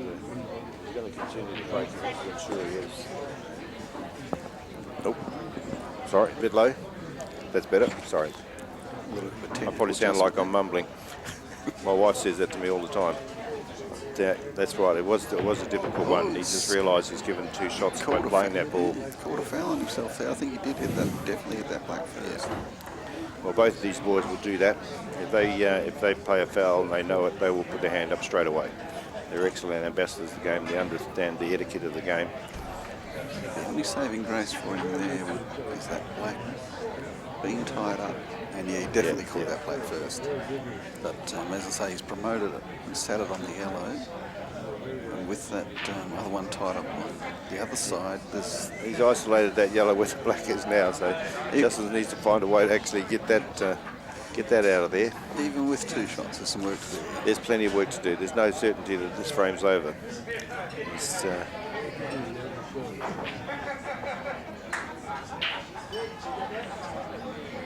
He tried to find it there. Quality shot there. He's able to make contact with the black then and sort of at least try and do something to upset that ball. Or he might even be trying to get underneath it, I'm not sure. He certainly can't pot it. If he can hit as full as he can, he's always going to be pushing it to the outside jaw, so he needs to find a way to get that out of there. Might even here screw back off this. And tough into them, perhaps? Tough angle of the punch. It would have been a difficult shot. Yeah. I thought perhaps with 2 he might take the gamble, but he's still kept 2 shots up his sleeve now, of course. He can jack up on this one, which will allow him to get on to this red and yellow on the left-hand side here. He's got a reasonable angle coming down the table. He just needs to jack up a little bit just below the centre and spread it past the centre pocket, and he'll make contact with that ball. It might be a bit finer than it looks. Yeah, he's changed his mind. Yeah, it's a tricky shot. Oh, he's doubled it to try and get it. Okay. And that's not a bad result, though, actually. As I said, this frame, even with 2, is always going to be tough to go out from. Very, very tough. He could have 2 more from here and it'd still be tough. Still be some work to do. He needs to be careful here about... You don't want to be potting too many balls here unless you can see your way home, because you'll get behind on the ball count here and it's going to be extremely tough. And I think what he's looking at there is getting into a position where he can come under that black, promote the yellow out of the pocket and set the white ball in there. And he's going to double it onto it. Or double it onto it. He caught that. That's almost a wild shot by Justin's standards. All he's done there was made a mess for both players, I think. So. But he's ensured that James now is in control of that pocket. Yeah, I'd rather be James than Justin. Yeah. James puts us over the other hole. I think it gives him real control of the frame. Yeah, and he's got to be very happy with that. He couldn't have hit that any better. He's forced Justin to really do some work here. I think you're right. There probably was a little bit of a loose shot by Justin, the standards. Yeah. That's the thing with setting such high standards, I suppose. That's right. Anything that's not perfect, you think, oh, these guys are they're playing terrible. But no, that's right. Anyone else would have said not a bad effort. Yeah, good effort, mate. Yeah. These guys, wow, that's a bad shot. Okay, that's the right shot here, because he realises he can't possibly win the game while all the balls are there. So he leaves him off the top one on the left there behind the yellow, and I think he may believe actually, Jules. There might be a fella sneaking here. Can we have a look? He's absolutely, I think No, you can see around the jewel, but it must be pretty close. actually, the one over against the yellow, that's one he's probably got a clean shot at, I think. Yeah.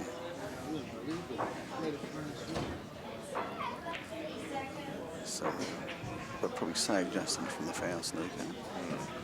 Yeah, had it been closer into that cushion, that could have been telling.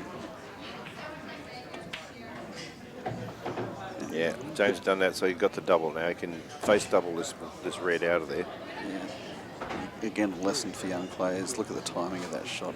Cueing action just really smooth. See again here, tight bridge, level cue, perfect cueing. Perfect. And He's still a little bit careful with this one. There's just no certainty here, but well, he's I'm not sure whether he's probably... He's actually probably perfect, absolute perfect shape to develop this, but it's interesting that one of the things that Mick Hill says is in your clinics is, you know, everybody can develop at a ball, but where do you develop it to, you know? Yes. And he'd be pretty happy with that result, I think, because but he has killed the black in the process. He has killed the black, and I think, you know, that's the sort of thing Mick talks about. What's the end result for each ball you make contact with? He played that well, but I agree with that, and it's also that a lot of times it's low percentage to break balls out. If the opportunity for you to make position on that ball afterward isn't there, you might as well try and get on a double and get a clean shot at it. But yeah, I've seen people actually do multiple cushions trying to knock a ball out, miss it, and now they've got no shot. Yeah, that's right. Yeah. He still has his 2 shots here, I believe. So yeah. So I mean, obviously can't do much with this first one, but he's looking at a way to just leave it out in the open for the next one, obviously. It's hard because he's going off the side, going away from it, and it's just a matter of how much it's going to come off the yellow and where it's going to finish. Has he played that? I was about to say he's played that magnificently, but he has. He's got. that's the result. You can't put your hand up now, James. Wow. Yeah. But that was extremely tough position to, even with 2 shots, to get it somewhere where you could actually get a shot at the black.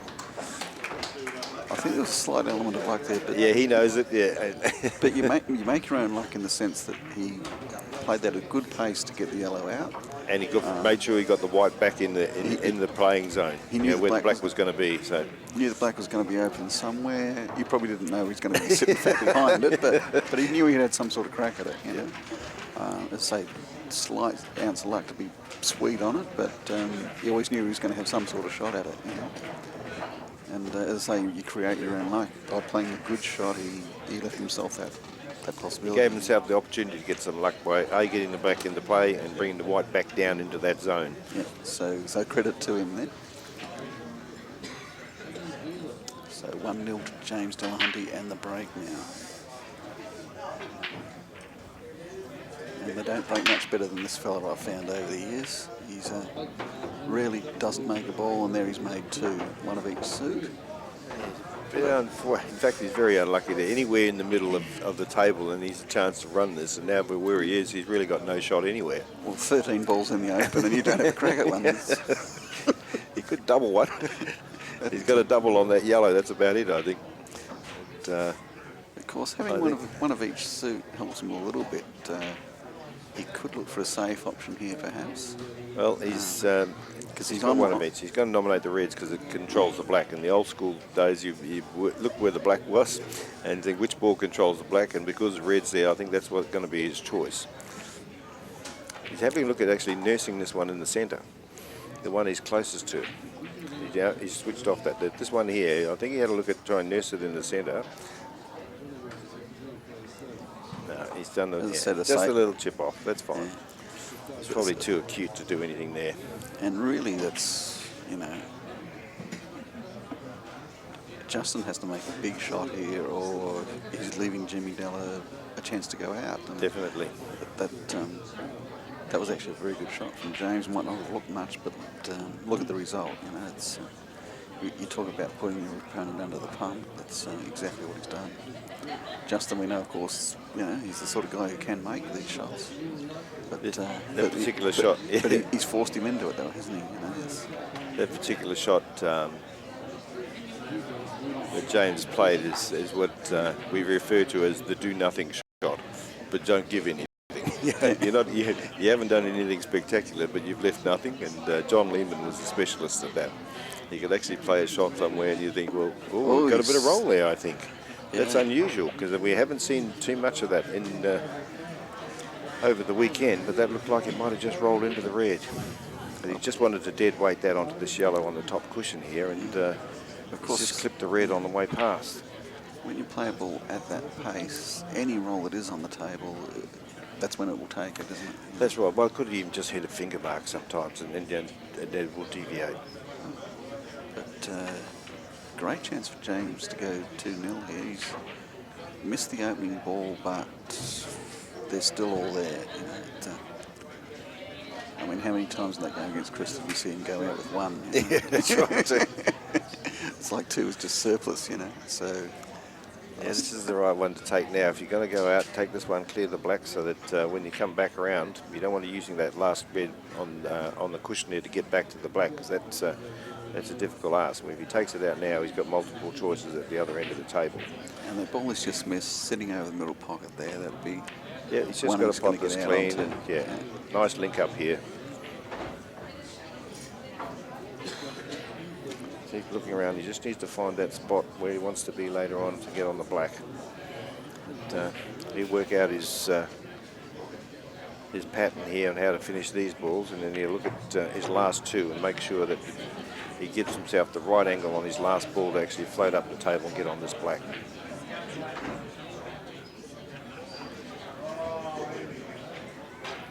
A bit short on that one. He would like to have got through to be quite straight, and then he could decide whether he wanted to go forward, stop there, how far forward he wanted to go.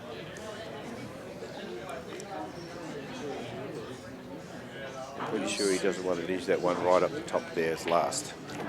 So he's loading up a control cannon there. That was actually a really sweet shot. He actually used those reds as a stopper. But instead of trying to go past them or get onto them, he'll just roll into them and separate them. He's probably been a bit safe because there's no really easy angles to link up here. He's probably got to play both the outside ones at once, which he wouldn't want to do initially. He would love to use that one on the bottom cushion there as his second last ball rather than his last ball, because it limits where he can go. Where these balls on the outside, they can go wherever he wishes. Yeah, and even though that black is available to that bottom pocket, because of where the yellow is, there's not a huge target area to get on its sweep. That's right. It needs to be somewhere, I suppose, somewhere between the pink and the blue spot. I bet to say exactly the same thing. Yeah, that's the sort of target area we're looking at. He's got very skinny on this now. And this would need to be a real quality shot to get to where we're talking about. He's trying to find a line there. He's coming over to have a look. Yeah, where do I want to be? Yeah, just higher the blue spot, I think, gives him a clean look at it, but it's just about being able to check it up and hold the pace. He wants a little check on this. Needs to make the pot as well, of course. And he's actually underplayed it. He's expecting it to go further, I think, but he might still have a shot from here. I'm pretty sure he has. I think he's just on this. He actually did play that pretty well. Yep. We were looking at that. That was not an easy shot. He is on this. Not the easiest pot on the planet, but more than likely Jimmy Dale will get this. And he's just caught the jaws. Saying before the match started, forcing balls down in the jaws. Down the rails into these corner pockets is it's a very tough shot. You need to be absolutely spot on. He was only a millimetre off that, and it just spat it out. That's because of the firmness of the rubbers in those jaws. It doesn't allow you any margin for error. I think Justin, it could go out here, but he could also leave him a really nasty snooker, I believe. Get to him and just make absolute certainty of it. I think that's probably what he's going to do. I doubt that he'll actually try and attack this. I reckon he'll try and pot this one that he's got to run up the top there and get those separated a bit. And You don't want to be trying to pot out when you've got to break balls up. Let's try to just disturb those, and he could leave an absolute horrible snooker for Jimmy here on the black. Look where it is. Yep. You know, because of where it is. You're probably going to have to come off a rail or two to try and hit it. You know? And then where's it going if you do? So Justin, you know, probably a good enough player to go out from here if he really wanted it, but why would you take the risk? You know, and that's exactly what he's done. he's got all of his balls in play now. Played a really good snooker. This is a 3-cushion snooker. Because I think that yellow's cutting it off down there. I don't reckon there's probably a total. No. Total and blockage on this side. As I say, 1, 2, 3, and then into it. No, It's 2 actually. I reckon 2. it's a 2. Yeah, I reckon if he goes just past somewhere between the balk line and the middle pocket to that cushion, then back across to the button on the left-hand side, then in here. That's probably the easiest way. It looks like he's going to actually play a masse, or he believes he can get to it first, but this looks very tough. I think he asked if it was in fact a total. He's asked for someone to have a look at the shot. Yeah. I mean, this would be. Chris has stepped up there and he's keeping an eye on this shot. This would be an absolute brilliant shot if he hits this. The margin for error is so small. Ooh, what's your call? I think it's fair. I think it's fair. Yeah, Yes, I think it's fair. He hit that. And Chris was there to actually adjudicate on that, so he agrees. That was a great hit. Well, it just looked like that yellow was slightly above the black, which made it more difficult, but he realised he could get the white in there first. It was a game of millimetres there. I'm just going to have another look at this. Just sneaks past. Ooh. Well, it's probably close to simultaneous, which in our game is a fair shot. Yeah, simultaneous contact, and that's the best possible thing he could have done. Yeah, that's right. It's probably, it may still cost him the frame, but margin of error 91.99% on that, and he got it. That's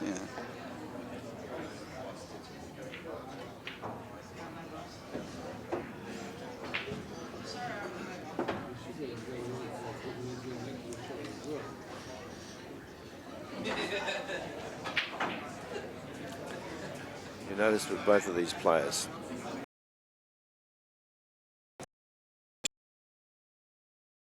every shot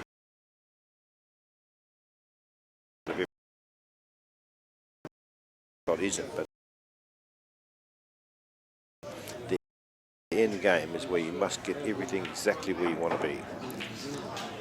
Yeah, I guess playing at the level that they've played at, you know, I mean, they can do scary stuff too, but when they're in a controlling position like this, they want it to be as simple as possible. Screw back 3 feet. Well, we didn't quite get into that. That's good enough, but I think he would have liked to have got... certainly still back him to get this, but...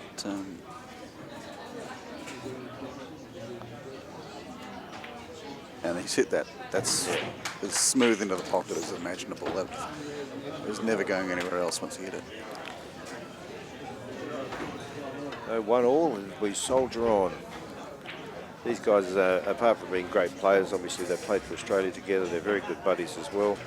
Went out and had a lovely meal together with the boys last night. Susie Buznich and Jimmy joined us. We had an excellent night. Always an entertaining night when you're out with Jimmy, I found. Actually, he was quite relaxed. Stories there. He was quite relaxed last night, but we did actually hear some interesting stories about life in WA. Some of them might have even been true. Yeah. None of which will be repeated here. We are. It is a family broadcast, isn't it? That's correct. And just wow. That's a sensational break. He's got great separation between the reds and yellows, and the reds look like the way home here. Talk about the importance of the break before. That's just a massive result. But, I don't think there's anything better in this game than breaking and just having a training drill from there. Yeah, the Chief had one a little bit, I think. Yeah, it's the ultimate, isn't it? To have that first shot, just open everything fat for you. But, how often do we see players get there and miss? But I don't think that, that's going to be a pretty rare day. Pretty rare from these two. Yeah, they get a look, then it's good night.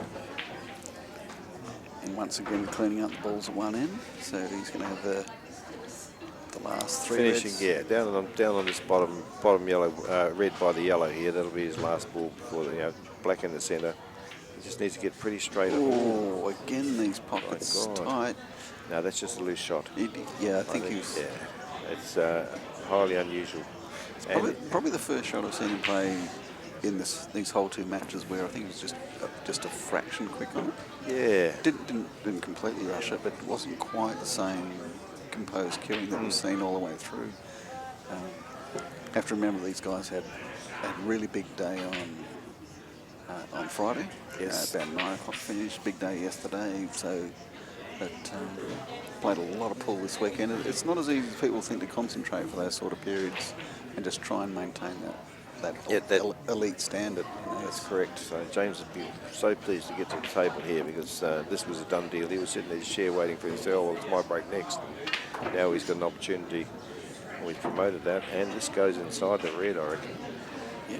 So, he hasn't promoted that ball, though. I think that's just in an off angle there, so he needs to find somewhere to... There's enough gap to squeeze this yellow, but it's pretty tight, isn't it? It's not a big gate. You got to hit this perfect. Yeah, I don't think he'd be punching it. He won't go on to go too far. He would like to get on the bottom rail, I think, if he can, to try and play the plant on the right there. And yeah, he's got through nicely. Yeah, played that about as well as he could. Yeah. Well, you know, the ugly thing that could have happened is that the red could have got in the way, but he controlled the white to get down to this line to make this plant makeable. Is that a good look at it? And certainly, if you're high of it, it's almost impossible to make this plant. But where he is, it's certainly very makeable. Great shot. Yeah, he's made that well. And I thought he might have been in a little bit of trouble. Now, in fact, it's beautiful on this ball down the bottom. He can probably even run through. Yeah, perhaps it's and a little take the bit next one. straight. He could do. There's a few ways to do this, but that's probably the best way. Just stun the gap. He had a lovely angle. I didn't realise it was quite that good. That's perfect. And again, he's hit that really well. Well, he's done all the hard work now. I think he needs to go over the right-hand side by that red there, just so he can pop one in the left-hand side, then finish on the other one, because they block each other off if he goes the other way.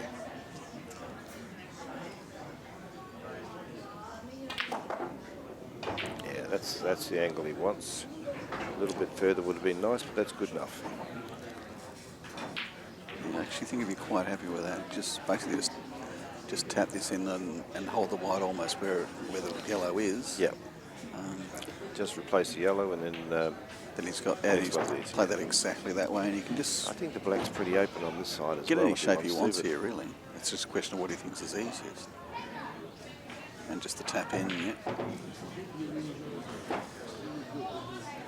He's left himself just sneaking past this red, though. Yeah, there's plenty. It's open enough. I think it's for him. plenty. It's a bit hard to tell from the TV screen sometimes, but I mean, obviously, he was happy. He played there very deliberately, so he's comfortable with the shot.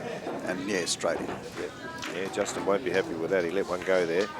That's what we term a break of serve there. So James would be pretty excited to come in here with his break 2-1 up. So he knows that if he can run a rack here, he can put a bit of separation in this match. And yeah, we all feel pressure, and it's all about scoreboard pressure. James can run a rack here, then all of a sudden the pressure swings back to Justin. Oh, we've just gone offline, Dan. Oh.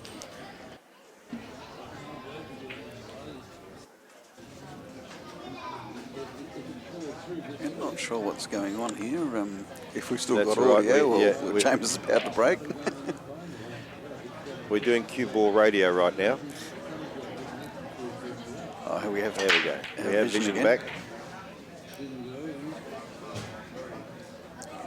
Well, I think a dry break from James there. Yeah. I think James was saying that I reckon the ball's not doing a very good job. That's why we let them do their own. They can't be pointing the finger anywhere else.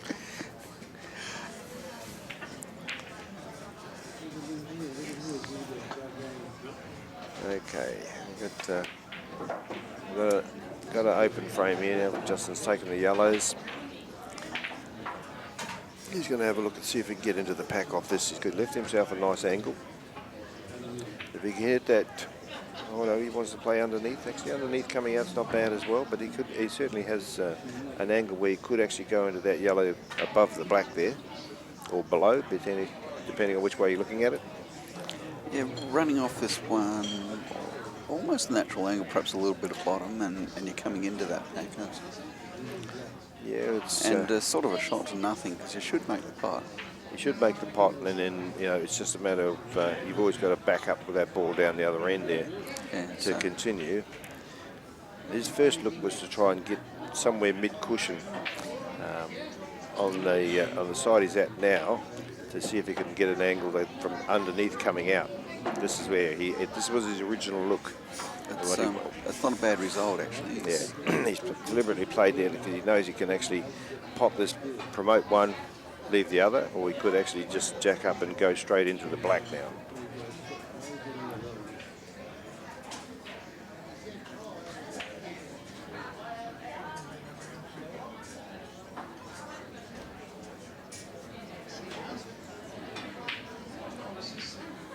Having a good look, because he could play this sort of 3/4 deep and punch through, and he could actually catch the yellow and then still go to the black. So being very deliberate, you just want to make sure he's going to do this, as Mick Hill says. It's not just a matter of running into them. You need to find the right contact ball, and that's it. He's done it very nicely, and it wasn't a power break. It was just enough to create separation. I don't think you would hit that any better, really. You could not. He's picked the line he wanted to.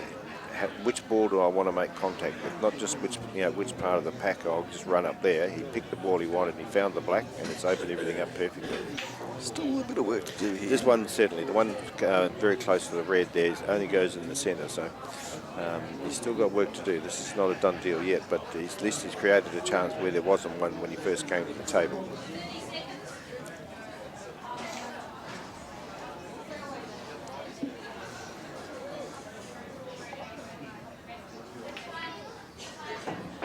Oops, he's got himself frozen on the black there. That's unlucky.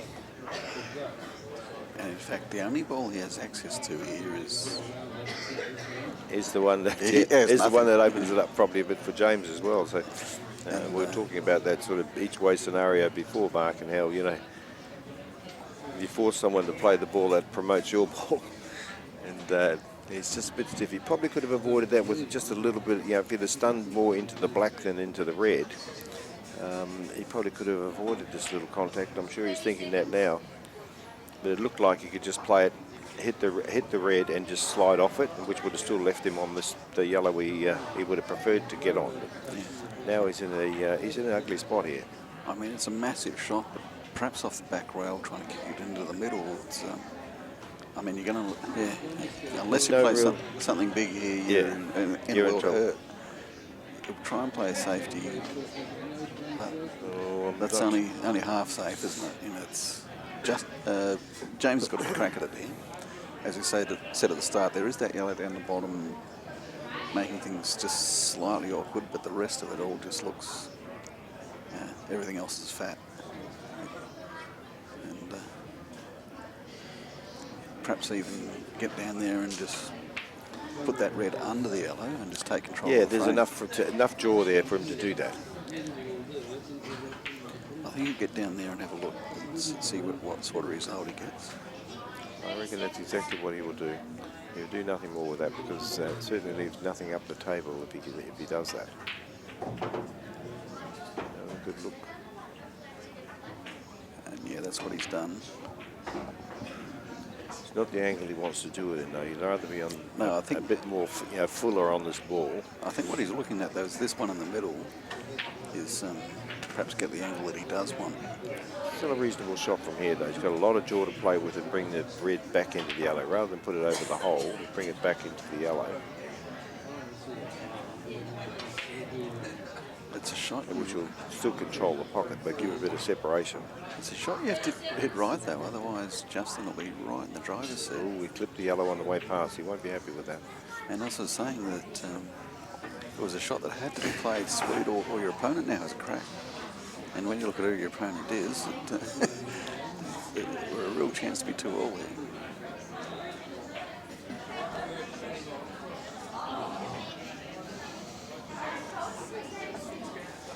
I'm not sure, looking at the table itself, if this, I don't think this yellow goes. But certainly have a very good look at it. It may jam out, but I don't think it. I agree with you, Mark. I don't think it goes. But,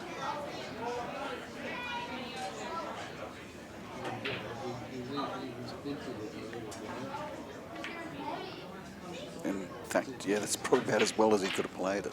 now I think James' red goes underneath that James, too. So yeah, we're back to square one. yeah, here we go. James got another, but he can pot this time. Where last time he couldn't pot it, this one he definitely can pot. Yeah, play that nice. And basically, yeah, it's, I'd like to have been a bit higher than this. He's a little bit full. seen both these players screw back with incredibly good timing though, haven't we? Yes. I'll be backing him basically to come back straight to where he is now. And Well, they time the ball so well, they never really force it. They stroke the ball and the white ball just comes back like lightning. He's just having a look, he's concerned about punching this too hard, and then does he need to go all the way back and out again, or is just there? played He's that well. controlled that to a line. Yeah, that was a better shot. now with this one in the middle and down amongst the pattern at the bottom. Yes. Again, I think James is going to be pretty happy to have collected this one.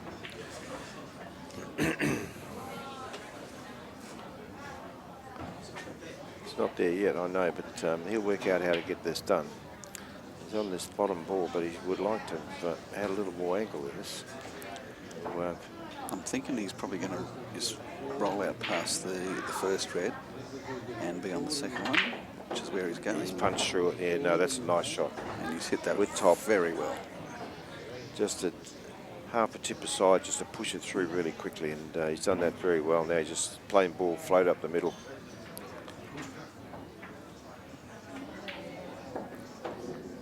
Oh, yes, perfect. Thought he might have been short there, but in fact, he's just absolutely perfect on it. A bit of check required to bring it back square here. Yeah, he's checked that up nicely. He would like to have been straighter on that to make it easy, but he was good enough to rectify that little angle. A little bit of check side and then a nice comfortable black in the centre. So 3-1, James Dillon.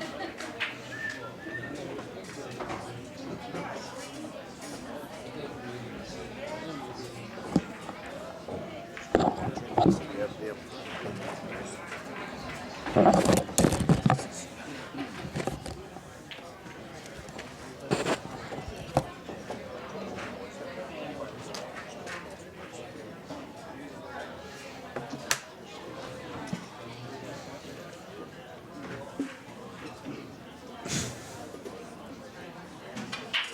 So Justin's setting up, getting ready to break off here.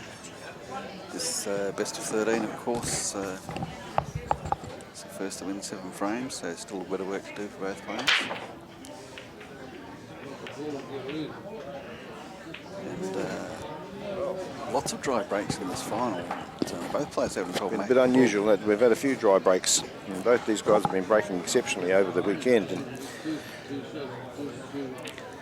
it's a funny thing with a break, though, isn't it? You seem to get these runs where something just keeps going in, or you get runs where nothing will go in. And they're just having a little run, both of them at the moment. Where not too much is happening for them. Jimmy. Got a bridge over yellow here, I think. I think he can actually play this other one in the corner here, Mark. And he had a look at playing that one in the corner. He goes, well, is it easier for me to play the one in the corner now? Or it does go in the centre, so he's thinking, well, maybe I drop kick the red in the corner, play it off the cushion, and then get this back on this one in the centre. I don't know whether he's got enough of it to pot it up in the long corner, but he obviously hasn't. He'd probably take that as opposed to playing it, playing this shot, which It looks simple enough, but it's very easy to get these wrong too. Actually played that beautifully. Played that nicely, yeah. Coming off the rail into the ball. He would have liked to have caught it a little bit fatter because it would have given the angle coming the right way. And now he's off angle. He can't run them wide up the table here, so his next shot's going to be difficult. He's trying to work out how do I pop this and get something comfortable. I think he's got to stun back enough to get to the bottom with the red next to the yellow. I think that's what he's looking at. I think that's the only one that's going to be available afterwards. It's a pretty small target area, but if he can just maybe just come back an inch even, it's about as good as you're going to get. Oh, yeah, a little bit off angle. Yeah, that's not bad. It does mean there's the element of risk coming off this yellow. Then what sort of reaction am I going to get? It looks like one where if he played it just about plain ball, he'd probably double kiss the yellow and keep the red where he wants it.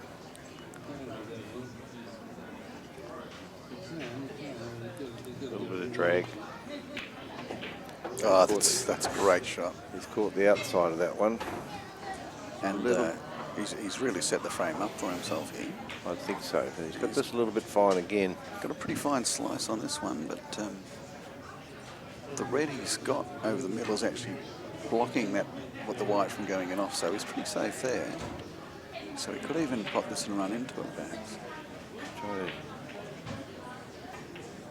Slow check, yeah, very nice. Check that up, took the pace off and played that beautifully then. Absolutely beautifully.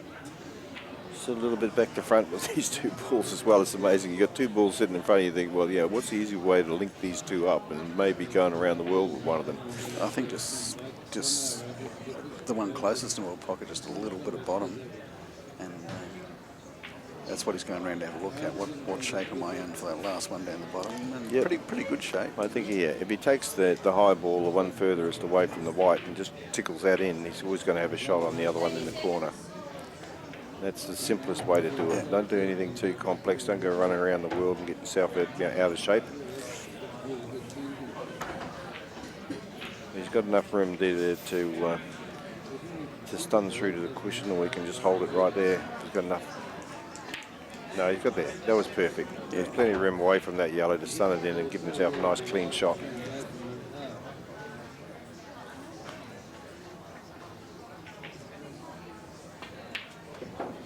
And yep. Smooth as you like on the black. Yep.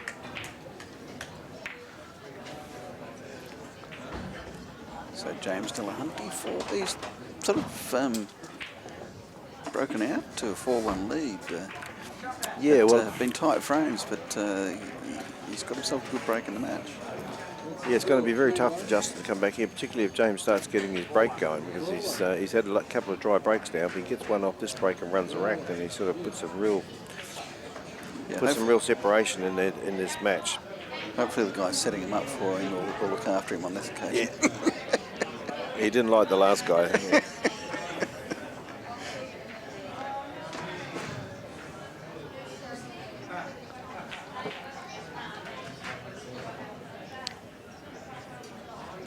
It's surprising, we've been playing this game for so long, Mark, and there's still nobody that makes a good rack, a good triangle rather. You know, we've seen a few around the place, and the boys actually did mention that at Mandurah, at the Western tournament, what's it called, the Western Nationals? Western Nationals. Western Nationals. That Kerry Depredens, who owns the room down there at Mandurah, she had triangles that the boys said were sensational. They actually locked the balls up nice and tight. So I must actually find out who. 4-1 is the correct score, yeah. And I know that a couple of the boys at Empire, where I play in Adelaide, mentioned about these triangles that they were excellent at actually locking the balls in nice and tight.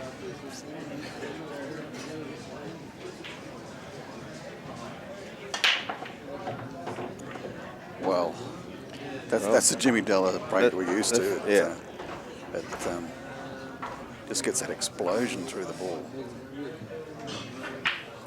Well, it's probably not a clean out here though. It's blacks, yeah, the black's awkward. There's one red killed in there. Got one red over the pocket. The other side, the yellows might actually be better if he wants to run the rack now. It's just a matter of getting started. I think that one beside that red and yellow that together, I think that that yellow is on in there, so that'll be a good starting position.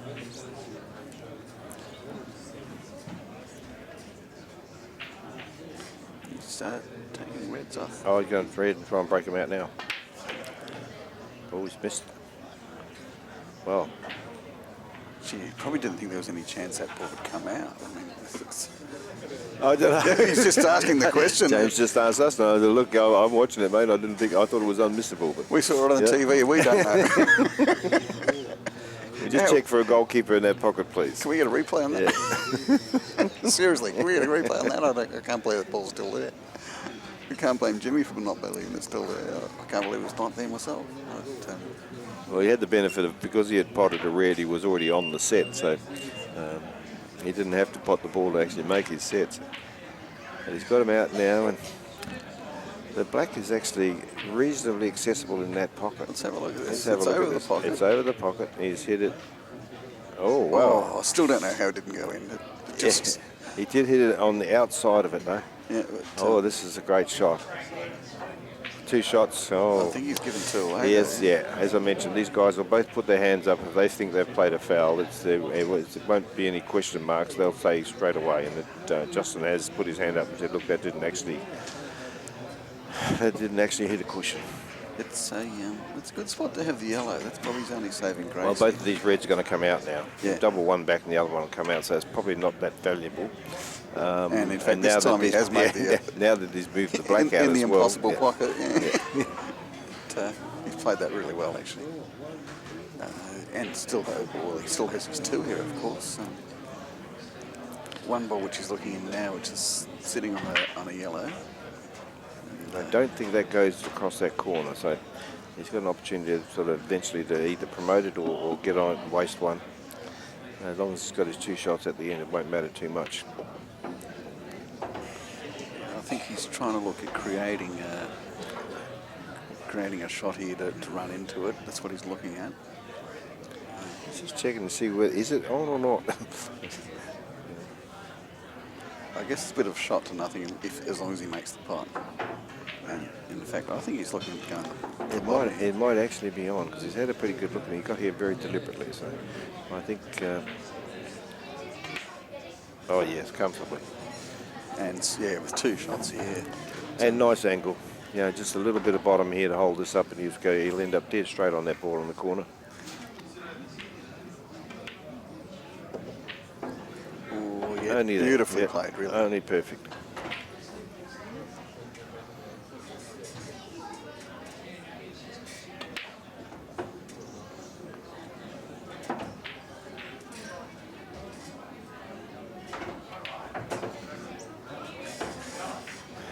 It's 5-1. Now, yeah, Justin really needs to get his break going to try and keep this match alive. If he can break and run now, and that'll make him feel a little bit better. And yeah, he's just got to hope that Jimmy breaks dry and he can get back into this match. But as good a mates as they are, I can assure you, they both want this title.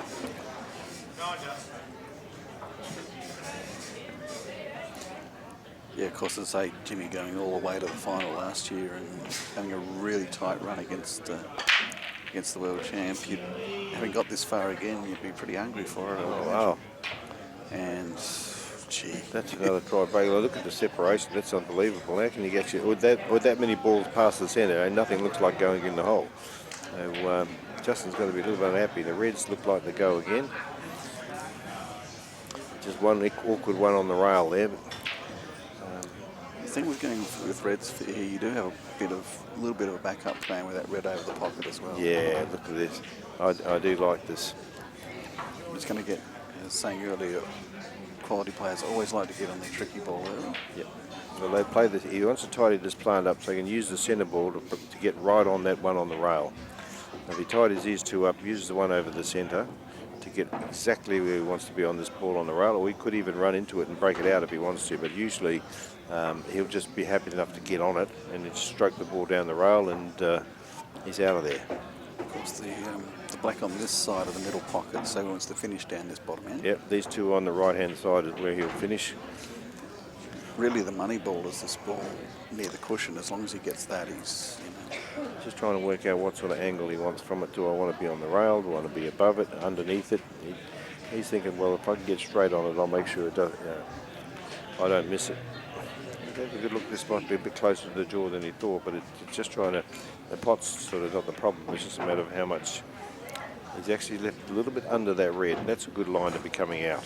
He's running away from the cushion. Not much, but he's running away from it. That's right. Gives you that slightly cleaner bridge mark, so when he gets to these last two, that he can actually decide whether you want to stroke it, stun it, screw the ball, whatever. But he'll try and stay on the one on the high side.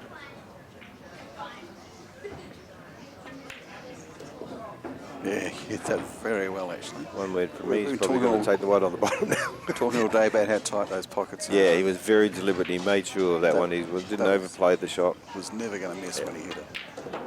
And he's played that superbly once again.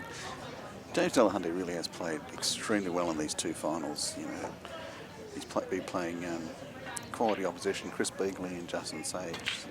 So he's had some opposition. He's been extremely clinical. Yeah. I mean, that's what you have to be against these guys. If you're going to play at your best, is sort of no little errors, everything just done as smoothly and accurately as possible.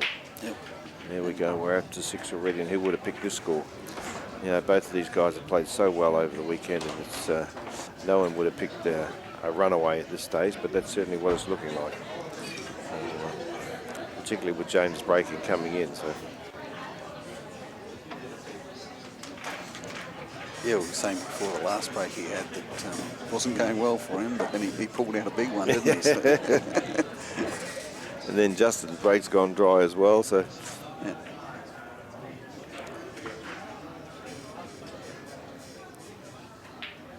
As I emphasised with Justin earlier, James knows the importance of closing the deal now.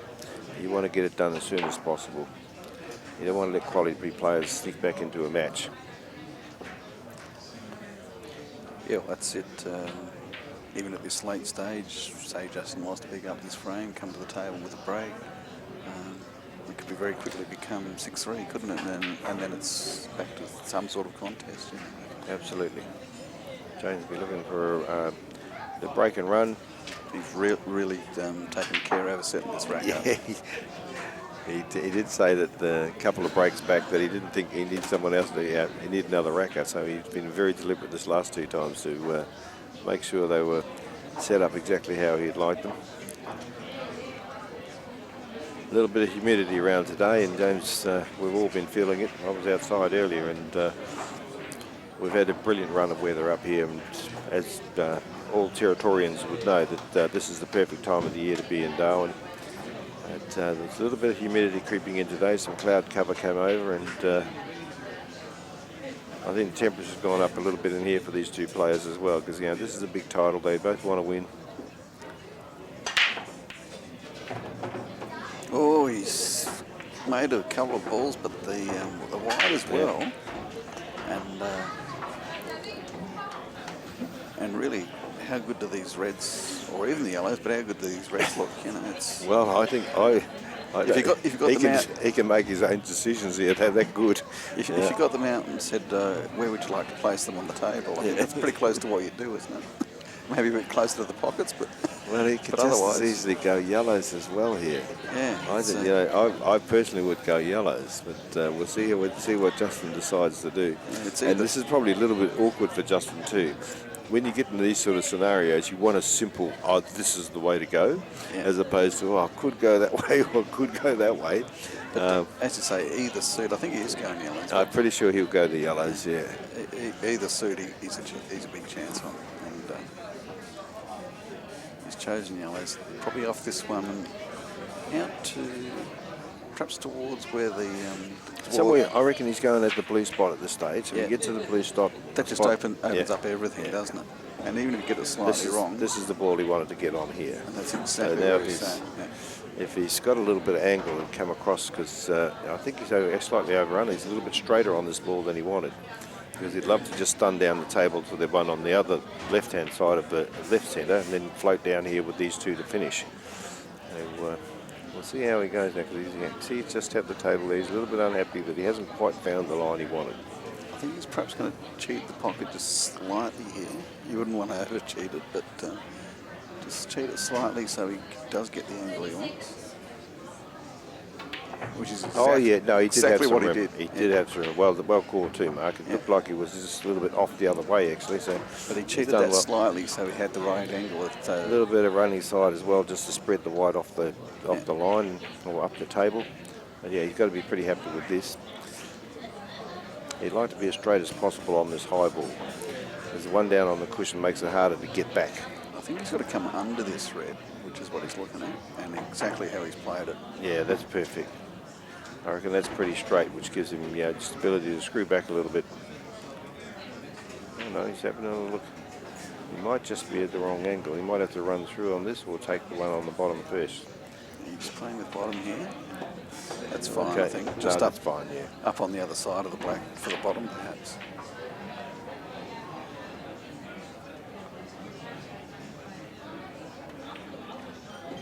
Yeah, that's nice. Well, it was all there, but it was well executed, wasn't it? Yep. Did the crowd want a longer final? They're all barracking for Justin at this stage. Yeah. I'd like to see it go a bit longer. They're happy. They're really enjoying this pool. And why wouldn't they? A couple of great players. We've had an example of both of them putting their hand up for playing a foul. Played in exactly the sort of spirit that exemplifies the quality of the player that they are. And just the break off here, he hasn't been getting good breaks. He wanted a good break here.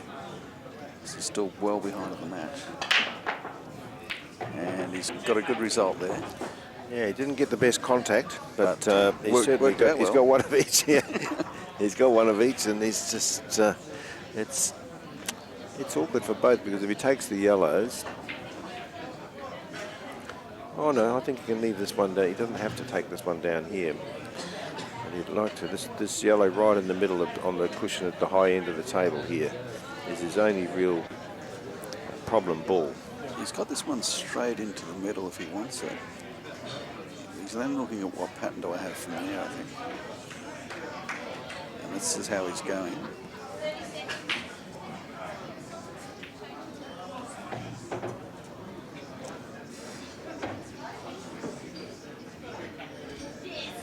But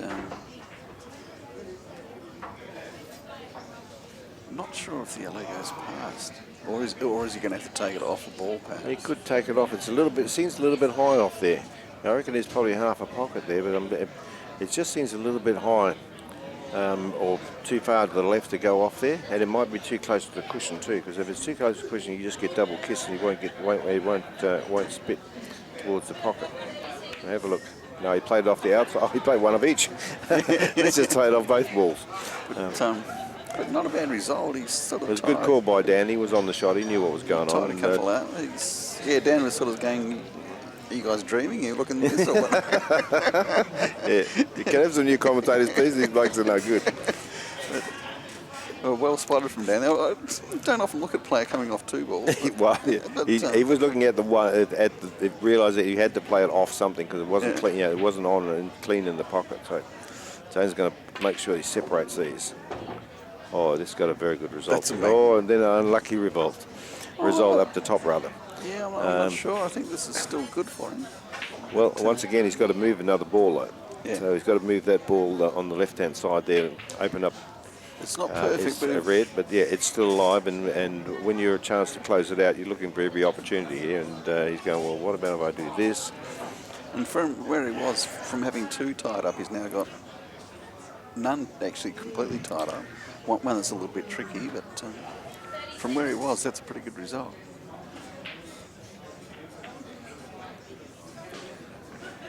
Go around and just thinks, well, if I pop this one, I could make a better angle for the breakout. He's too close to that red to actually control it. So yeah, he's saying, okay, now I've got a better angle. I can actually break the yellow out and screw up the table towards this ball where he's aiming now. Yep.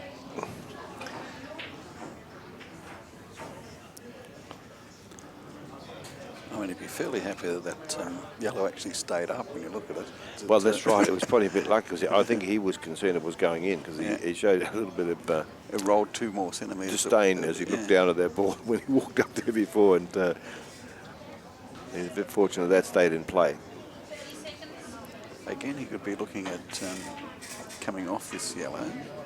That way he can hit it with a bit of force. Yeah, but he wants to get down on that awkward red down the down table. Yeah, and get this yellow out perhaps, which is exactly how he's played it. And he's caught, the yellow's caught up with him. But that's all right because it actually goes in the corner. He can come to the bottom now with it. It's, he's got a pretty good result out of that shot. It's certainly not where he planned to be, but he'll certainly take this result. He knows now, one clean pot. Given the last 2 shots he's played, I wouldn't put anything past him at the moment. He's just played 2. He could just come straight up the table, straight back and up. That's it. Oh, he jumped on that a little bit. But that's exactly how he plays, straight down the table. Then, that was as good a line as he could have found with the white ball. So he'd be very disappointed. He jumped up on that shot. And he knows it's himself. Well, we should be looking at 6-3 here, really. I mean, again, yes. This is about as straightforward as it can get for Justin. Yeah, Justin would be very pleased to be getting back to the table here because he thought this was good night.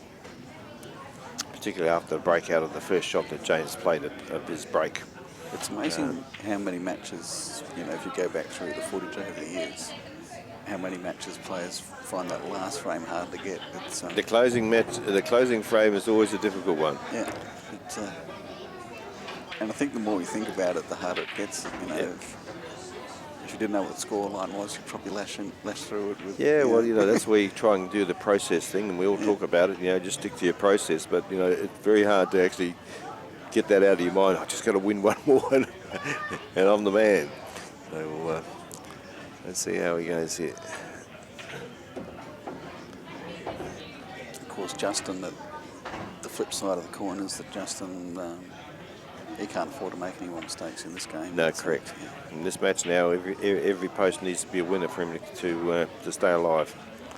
And James will be very disappointed to miss that opportunity after he really created it from his first visit to actually break out all those balls. Played 2 wonderful shots, really, to get to where he was. And I think that perhaps makes it even harder.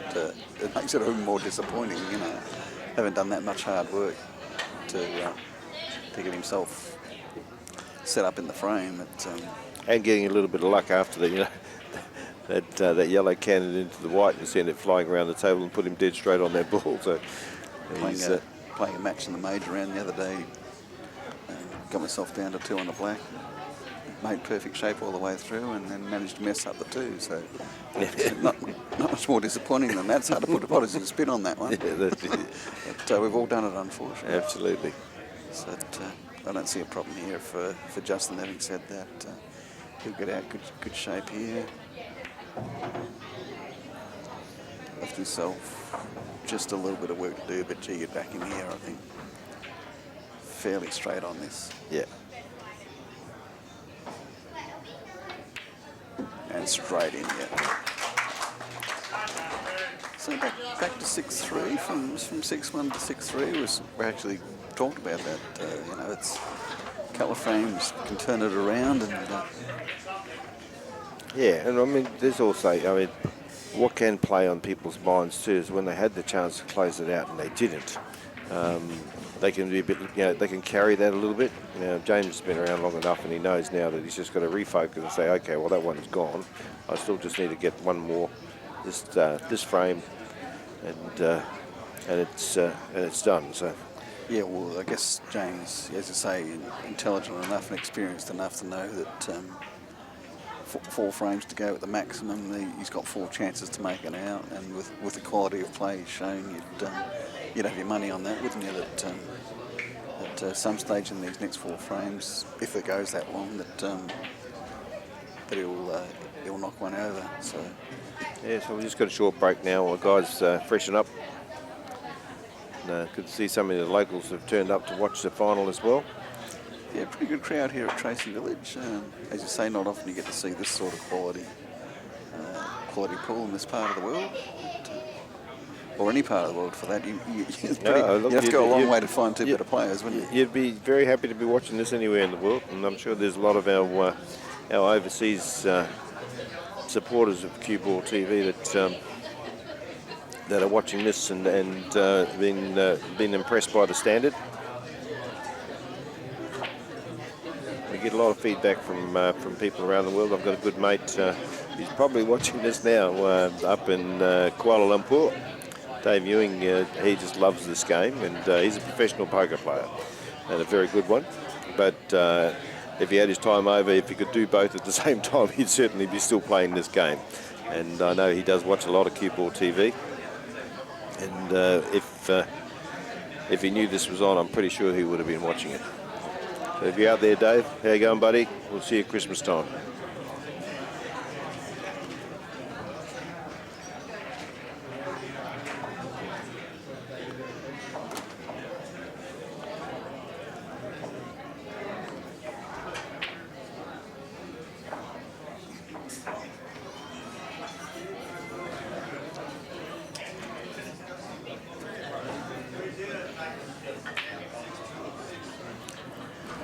So Justin just coming back into the room now.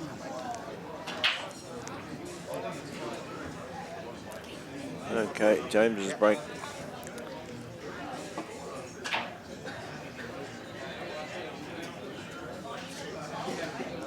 Just watch the cue speed here. Very quick hands through that. We've got a nice little pinball ball there to get a ball off the break, but a bit unfortunate to have two tied up down the bottom here. I think otherwise there was a chance to run, wasn't he? Yep. And he was. That's exactly what he's looking for too. He'd love to get this close as soon as possible. But, just a matter of working out now how do I what's the best defensive balls, and certainly the reds appear to be. I think he'd really like the fact that red down the bottom there is that he's next to is blocking that yellow going down that way. He may even be able to gamble on trying to extract his other one because he's got that little bit of backup. But, although he's going yellows here, well, good. And hasn't made that. No, we got one of each. So got one of each, so it's that's not the worst result, but you know, any time a player like Justin comes to the table, and I'd actually prefer to be reds here, I think. Well, I personally would have taken the reds, and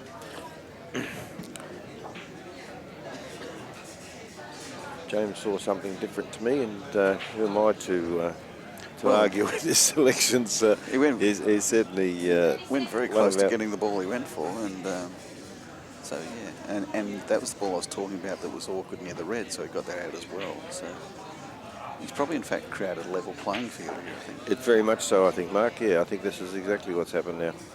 Benny looking to coast this one down the rail. Actually, I think that's a very intelligent shot. We, as we say, still have balls tied up down this end. He's now covered a bottom pocket. It's only one ball that's half covered down there, though, but he didn't have a chance to do anything else. That was the best he could have done. I think he may have even liked to have potted that ball. I think he was giving it a chance to, you know, I think it was 50 cents each way there. It was, yeah.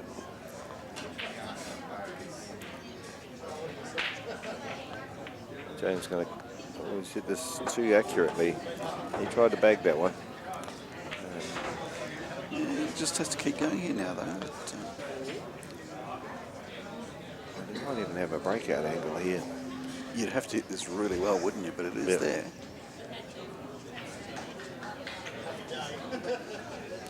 It's a two-sided sword, this one, though. If he breaks it out and doesn't get a decent result, then he's opened it up for Justin as well. So, oh dear.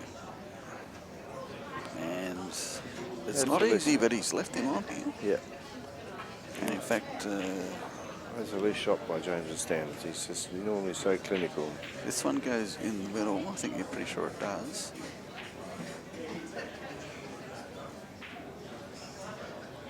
He's got two reds against the rails, but neither of them are a long way from the pocket, so the players at this standard, I don't think they'll pose too much of a problem for him.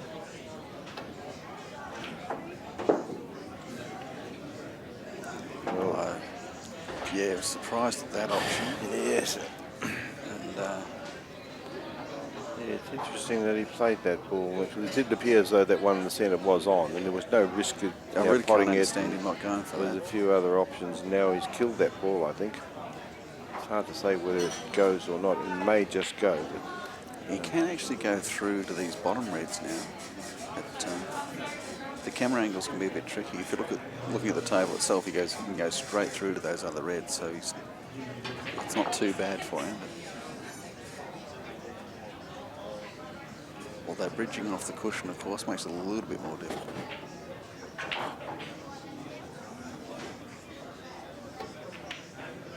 And he's hit that, well, he just hit that perfectly. Didn't have to do it. Queuing straight shots is very important that your cue goes back straight and comes forward, straight. And that was just as nice as you can play it when the ball's on the rail. Now he's got to work his way. How do I get back up the table here? Because he doesn't want to be playing the ball on the rail on the right-hand side here. He wants to get pretty close to that to make sure. And this is not an easy shot to actually work his way back up the table when you're cutting it so skinny. It's a very fine cut, and then he's got to try and get back in somewhere in that line where he is now for this red in the corner. I think a similar shot to what Jimmy had in one of the earlier frames, in fact, across the table and back up again, was his option. And that's the way Justin's played it. But as I say, perhaps a bit short, although he can go the other way now. He can take this one down the bottom, which is what he's looking at. Yeah, the one in the middle, still a bit of work to do, but it's the pattern's there. He'd prefer to use the one on the rail as a coaster onto the black. Yeah. So if you could just coast it in and then black in the centre is the way to play it, because you're not overplaying. If you try and force those balls down the rail, then you're in trouble. It's a very difficult shot on these tables. So if he can screw this back and just sort of go past the black, I'm not sure whether he can find the black on the way back or whether he can just go past it, because then he can actually use this ball to get back over. I think he's got a poor angle. He's more going into the black rather than being able to go past it to stay on this red in the centre. You'd like to be pretty straight on that ball in the centre so he can stun right over on the cushion. We'll see how he goes here. Angle looks a little bit off.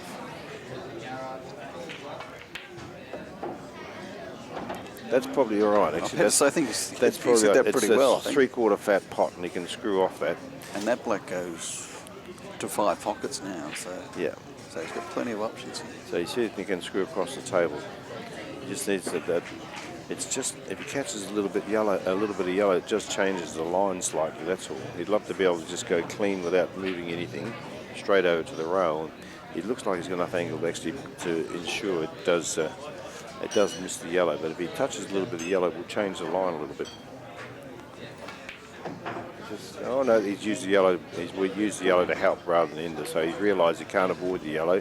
Let's use the yellow to get me where I want to be. So not quite as deep as he would normally play it, to just screw straight over there. He's hit that really well, I think. This is nice, but he's still now got to play this, reasonably a little bit more than he would like, I think, in terms of pace to get out to the black. Doesn't want to be snoopy on this yellow, so he's got to give it a little bit. Yeah. And he's played it well. You couldn't have hit that any better, could you? No. That's perfect. Maybe 2 centimetres to the right. Yeah. That's about how close it was to perfect. No, it's about a half baller in the centre, and they don't miss these influx.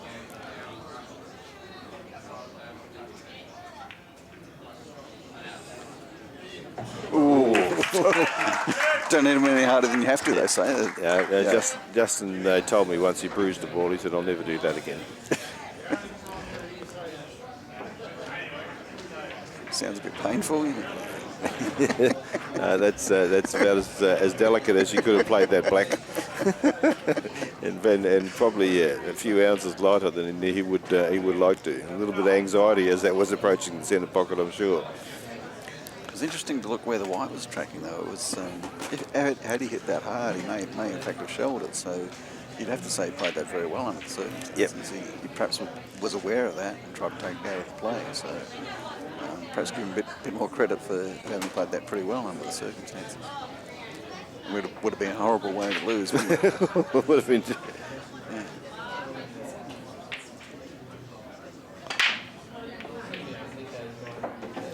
One of each. Yeah. He's made, yeah, one of each. Oh, the yellows look pretty good too. They look brilliant, don't they? Okay. You just about have your money on 6-5 here.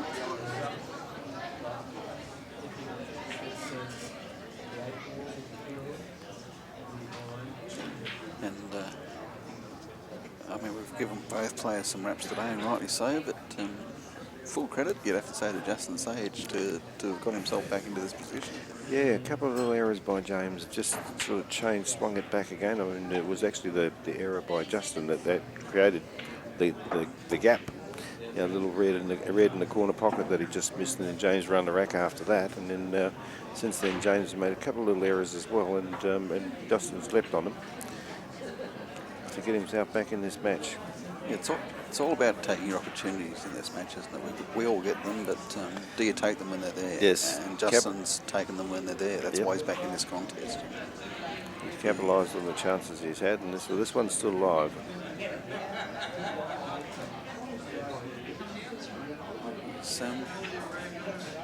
Yeah, having a good look at this. I mean, every ball they're all out in the open, but has to cue this nicely to get good shape for the next one. You'd expect him to make the pot, but yeah, well, it's one of those shots where you've actually got to load it up with a little bit of check side. So you come off the bottom side onto the bottom cushion. The bottom cushion squares it up to bring you up the table. One word from me, and he's decided to play it with running, gone the other way. Yeah. He's just about to chuck it up, and then he's heard you, and he's thought, well, yeah, I'll show him. You've got to make him look silly at least once. I'm not going to be doing check side, mate. I'm running around. I'm going running side out the other way. But I think either way he would have done. He would have gone into a similar spot either way. But actually, I like the way he's gone because he's now got a natural angle off this one. Yeah, well, he decided to play deliberately to a single ball rather than sort of come up the middle and think, well, I'm going to be amongst them. He said, I'll get over here on that ball, and from there I can finish it. I'm not sure he actually wanted the kick on that red, but it's not bad for him, I think. It's actually turned out all right because this ball goes in the middle, and then it's just a matter, he might have to just stun it a little bit into the red to hold it up because it's just a little slightly awkward angle there. We can't just coast it in. I think he actually needs to put a little bit more on it and follow through, perhaps. Either way will do. It will get them. I don't think you want to be kicking that red because you're kicking it towards the path of the yellow. I think he's probably just going to roll through here a bit. Well, there you go. He got you first, and then he got me. So. Yeah. But I'm still not certain that was the right way to play it. He was over the ball. Sometimes you look at it and think, well, if I run through and I go past, then it's even worse. So this way, at least I'm going to have a shot. Well, what he's done there, in fact, was what I was a little bit worried about, and that he's put that red into a spot that's now awkward. He's got two pots he can definitely make, but you have to have the right line on it. He's got a nice screw back, so he might actually screw into the red of the three balls going up the table there. If he can get anywhere near that ball there, the third one. Yeah, but he's looking at this. He's worried about getting the right shape. I mean, I'm backing him to make this pot all day long, but the angle is good. Deep screwed, the angle is good. Right into that ball. That's the ball I thought. That is a really good shot, though. Perfect target ball. And if he could hit that full, then there was a lot that that's right. Could have gone wrong with that shot, and he's played that perfectly. Yeah.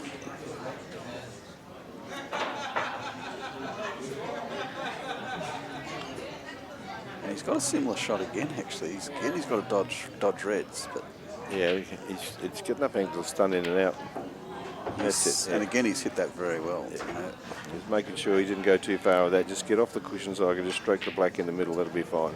He's made this out look easy, but it wasn't. He had balls he could pot all the way through, but he had to make good shape every shot, and he did. So full credit to him for potting out there.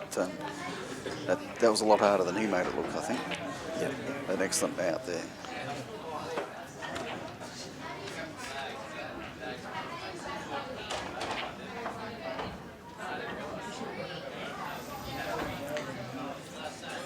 Well, we said we were looking at a good final. We've got one now, 6-5. Absolutely.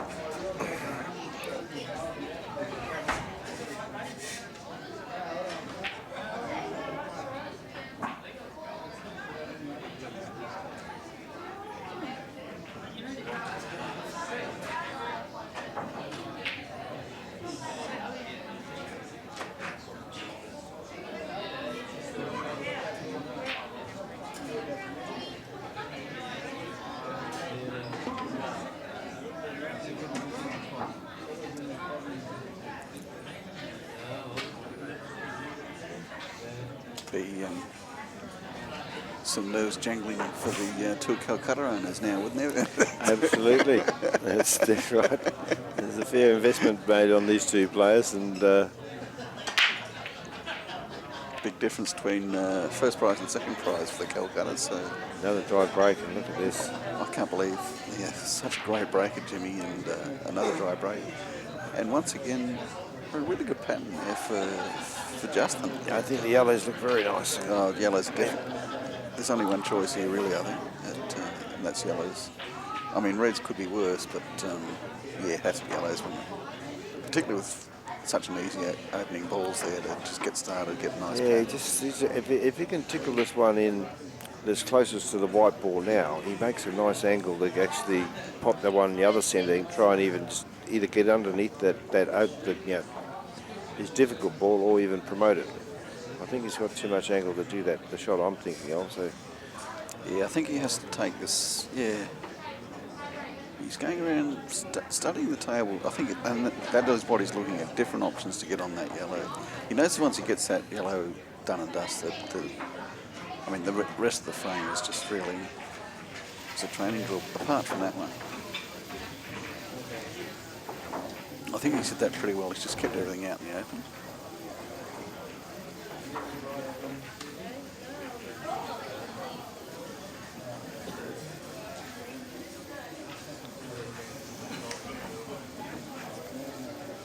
a good look here. It's very hard. There's no obvious path here. I think of the three reds that are all in the cluster there, the one on the left is only one that actually goes.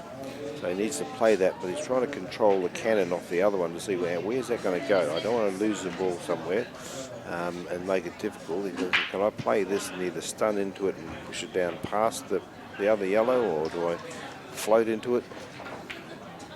Sort of played a little stun shot, yeah. Played that very well, actually. That's a great shot, because now he's got good separation and the balls are both live.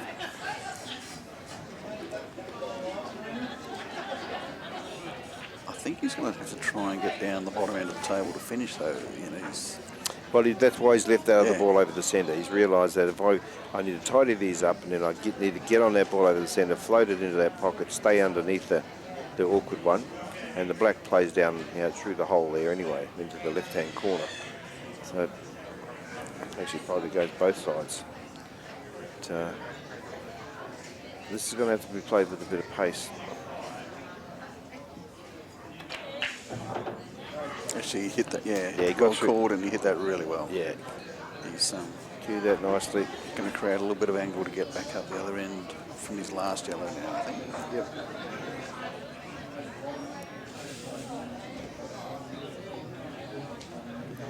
And really, if he does that, the black's nice and available. The last two balls are nice and available. It's just a question of getting down that other end, isn't it? I think he's a fraction short from where he wanted to be, but still on. It's still fine. And you're back in to cut this. You're back in to cut this all day long. At dead weight, he should find the right angle on that last one. He would like to have been a bit fuller on this so he could actually control the speed more. Because when you're hitting it this fine, it's very easy to overrun the ball.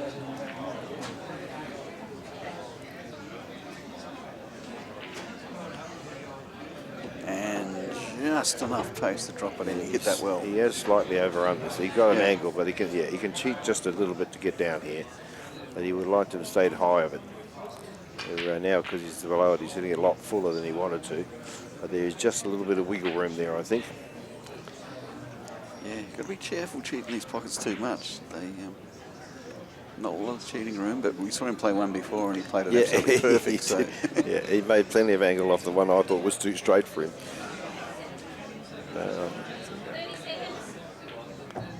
In fact, just let that white run through, really. Yeah, he just probably hit it with a little bit of side just to pull it off the line. Yeah, this is no luxury. This is a difficult shot now. And there's a difference between him being 6 inches shorter with the white ball. We had a nice angle to float down on this ball, and now he's got a difficult pot and difficult to find a nice line to get on the black. Well, it's not going to be the easiest black in the world. You look at where he's looking at. I think because he's so close to the centre pocket there, he's actually got some curing room at the base of the white, so he can actually put some bottom on this ball to avoid contact with those reds. Yeah, I don't think that's a problem for him. Yeah, he's got plenty to see. He could get right down to the bottom of the white here, so that's fine. Yeah, that's Again, a he good hit shot. that really well. He hit that really well. I tell you what, even at this level, the quality of these players, 6'5" with this black, should get it, but nose jamming just a little bit, I would reckon. Yeah, well, realising he must get it to stay in it. And that's what's happened. Well, that's a surprise. I won't say you put the mockers on him, Mark, but you put the mockers on him. But you're right, exactly right. The situation just, it creates that extra pressure. Well, get used to these guys not missing, but a lot of the shots they're playing, they're not that easy, you know. He's making the ball travel 4 feet there, and your margin for error is actually pretty small. Having not hardly missed the ball for 3 or 4 frames, Yes. expecting to get it, but and a chance for James to finish here. Yeah, I'm not sure whether James has done it. I think he's decided he's just going to... I think he's just going to put his head down and go here for sure. Yeah. I reckon he's thinking about snooker here. It's really strange how the mentality can change when you've been in control. You think, well, I've got a chance now, but...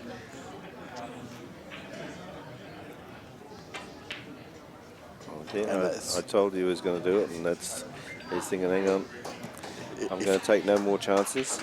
It's still not that easy. If you're going to snooker, that's how you do it. Yeah. You just absolutely buried that. Oh, look at this shot. His head's come up slightly. He hasn't missed that by much, but his head just came up just slightly early there, I think. Queuing action was good, but...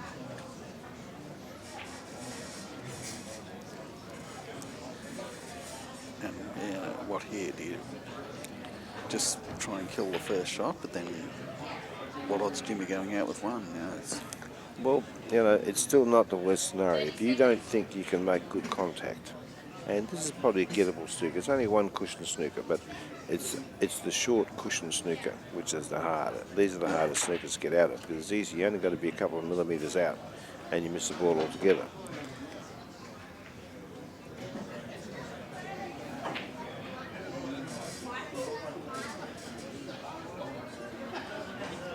Okay.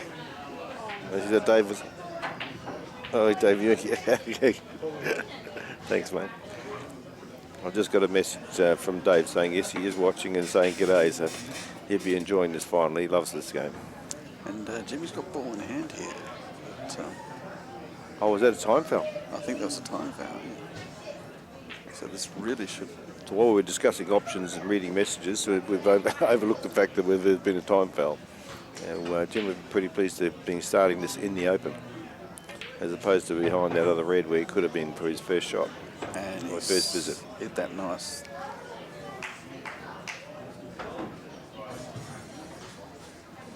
And really just has to stay composed here, and it's there. Nicely back off that. Yeah, good angle coming down the table, so he'll come off the bottom cushion, try and get on this one in the centre, on the other, in the same pocket this is going in, so he can actually just float onto the railer and finish with the ball that's on the right-hand side of the table. And he's hit that nice, yeah.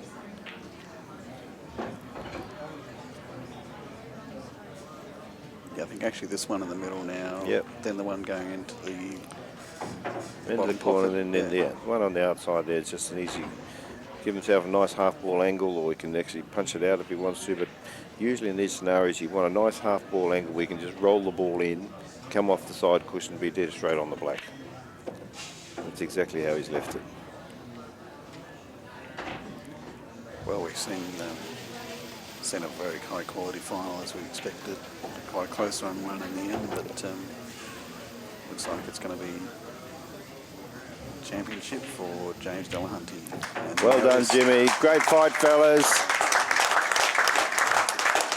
Very appreciative crowd here, and for those of you that have been watching, we've been treated to something pretty special. Two great players, played in the best possible spirit. They both put their hands up at separate times to advise their opponent that they'd actually fouled. And that's the way the game should be played and the spirit it should be played in. Yeah. Dan, thank you very much. Thank you to CueballTV. And well played, everybody, this weekend. And yeah, thank you to Tracy Village for putting on a great event, and hopefully we can get more of the locals participating next year, and also more interstate guests, because it's a great tournament. It's a great city, a great place to come and enjoy good food and good company. Yeah, I'm sure. Thank you very much, mate. Thank you, John. All the best. Thank you, Dan.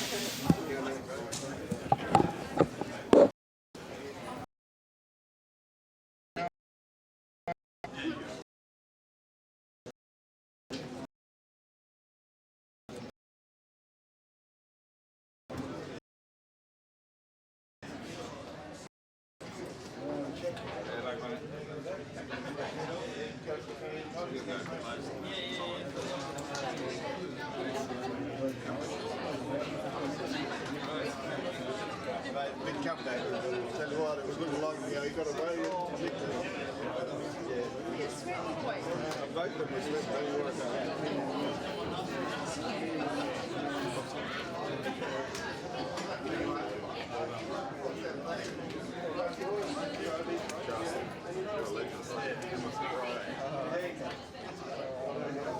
were you already thinking about the break?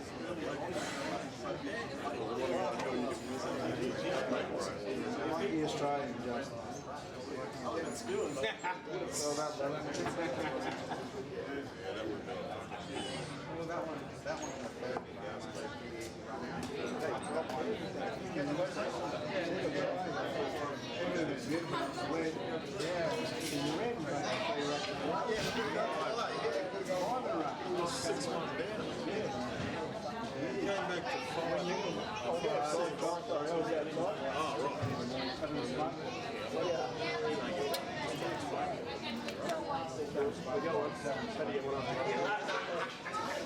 Next time you next time when you come up there, sign C.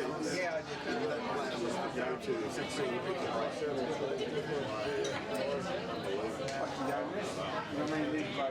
But just having a mental change, he had it all, and he got it back.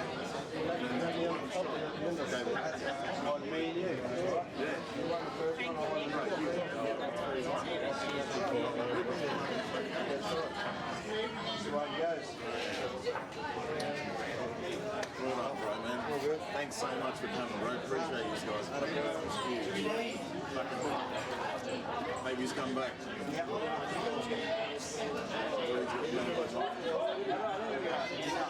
couple of boys. I think he's going 7-2, 10-2.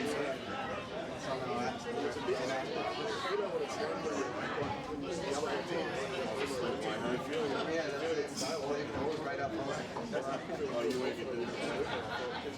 These guys are playing. Yeah, I know. These I know. It's just fucking bullshit. Hey? Just huge. Come on. You know, like, it's fucking awesome. And this, life's very good.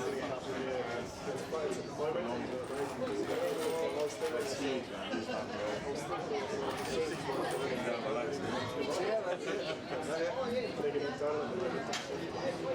that was incredible. It was the change from mental.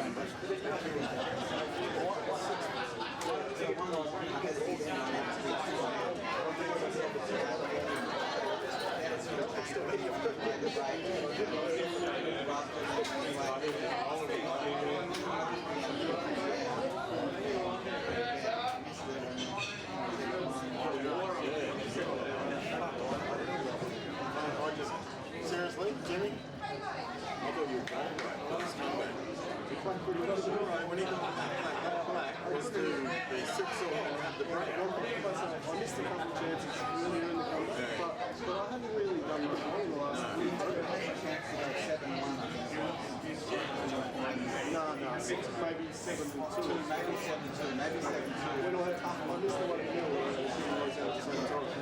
That's what you were going for, wasn't it? Oh yeah, no, that's why. This one didn't mean to drop as well. Yeah. When you roll out.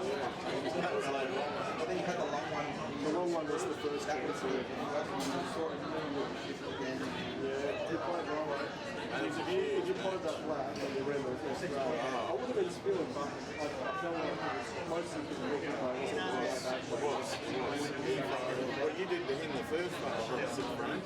He did it back to you, but Yeah, it would have been finished. it was great, man. Jimmy picked it, mate. He fucking said, let's go for it. So he fucking I'm 6 months in front and I'm thinking to myself, go fucking run this route. So you can turn around like that. fuck. No joke, man. 6-1 within probably half an hour. It was 5-6. It was like, fuck. Just quick. Yeah. Thank you so much for coming, man. It's awesome. Anytime, you know that, right? Anytime. So he's a rider? Yeah, he's a dog? Yeah, I bet he's going to get gear. He's going to get like that. He's going to probably go No, man, I got things. Like I said, next time I'm going to do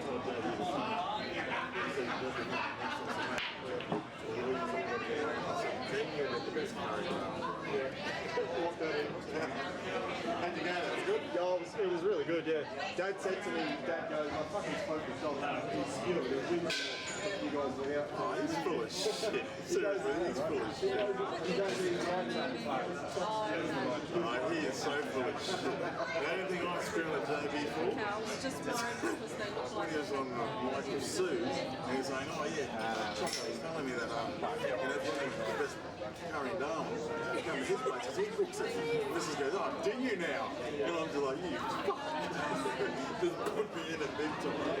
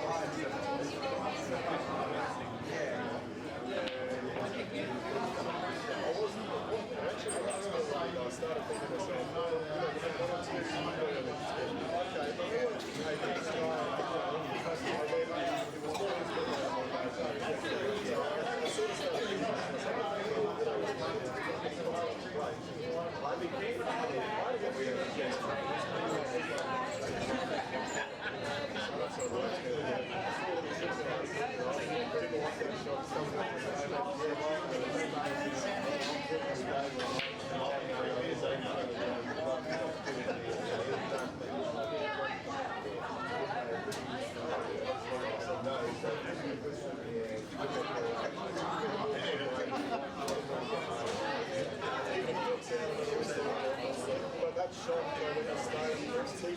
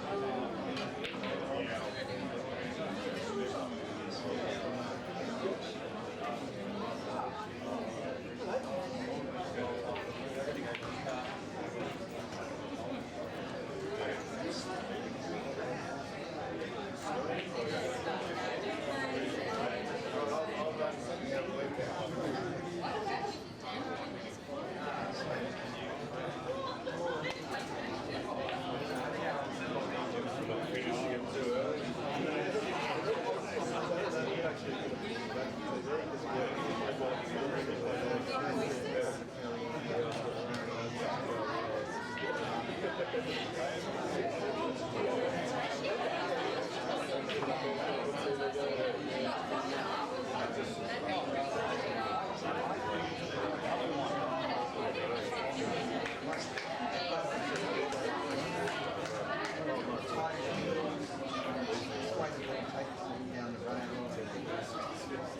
going to give you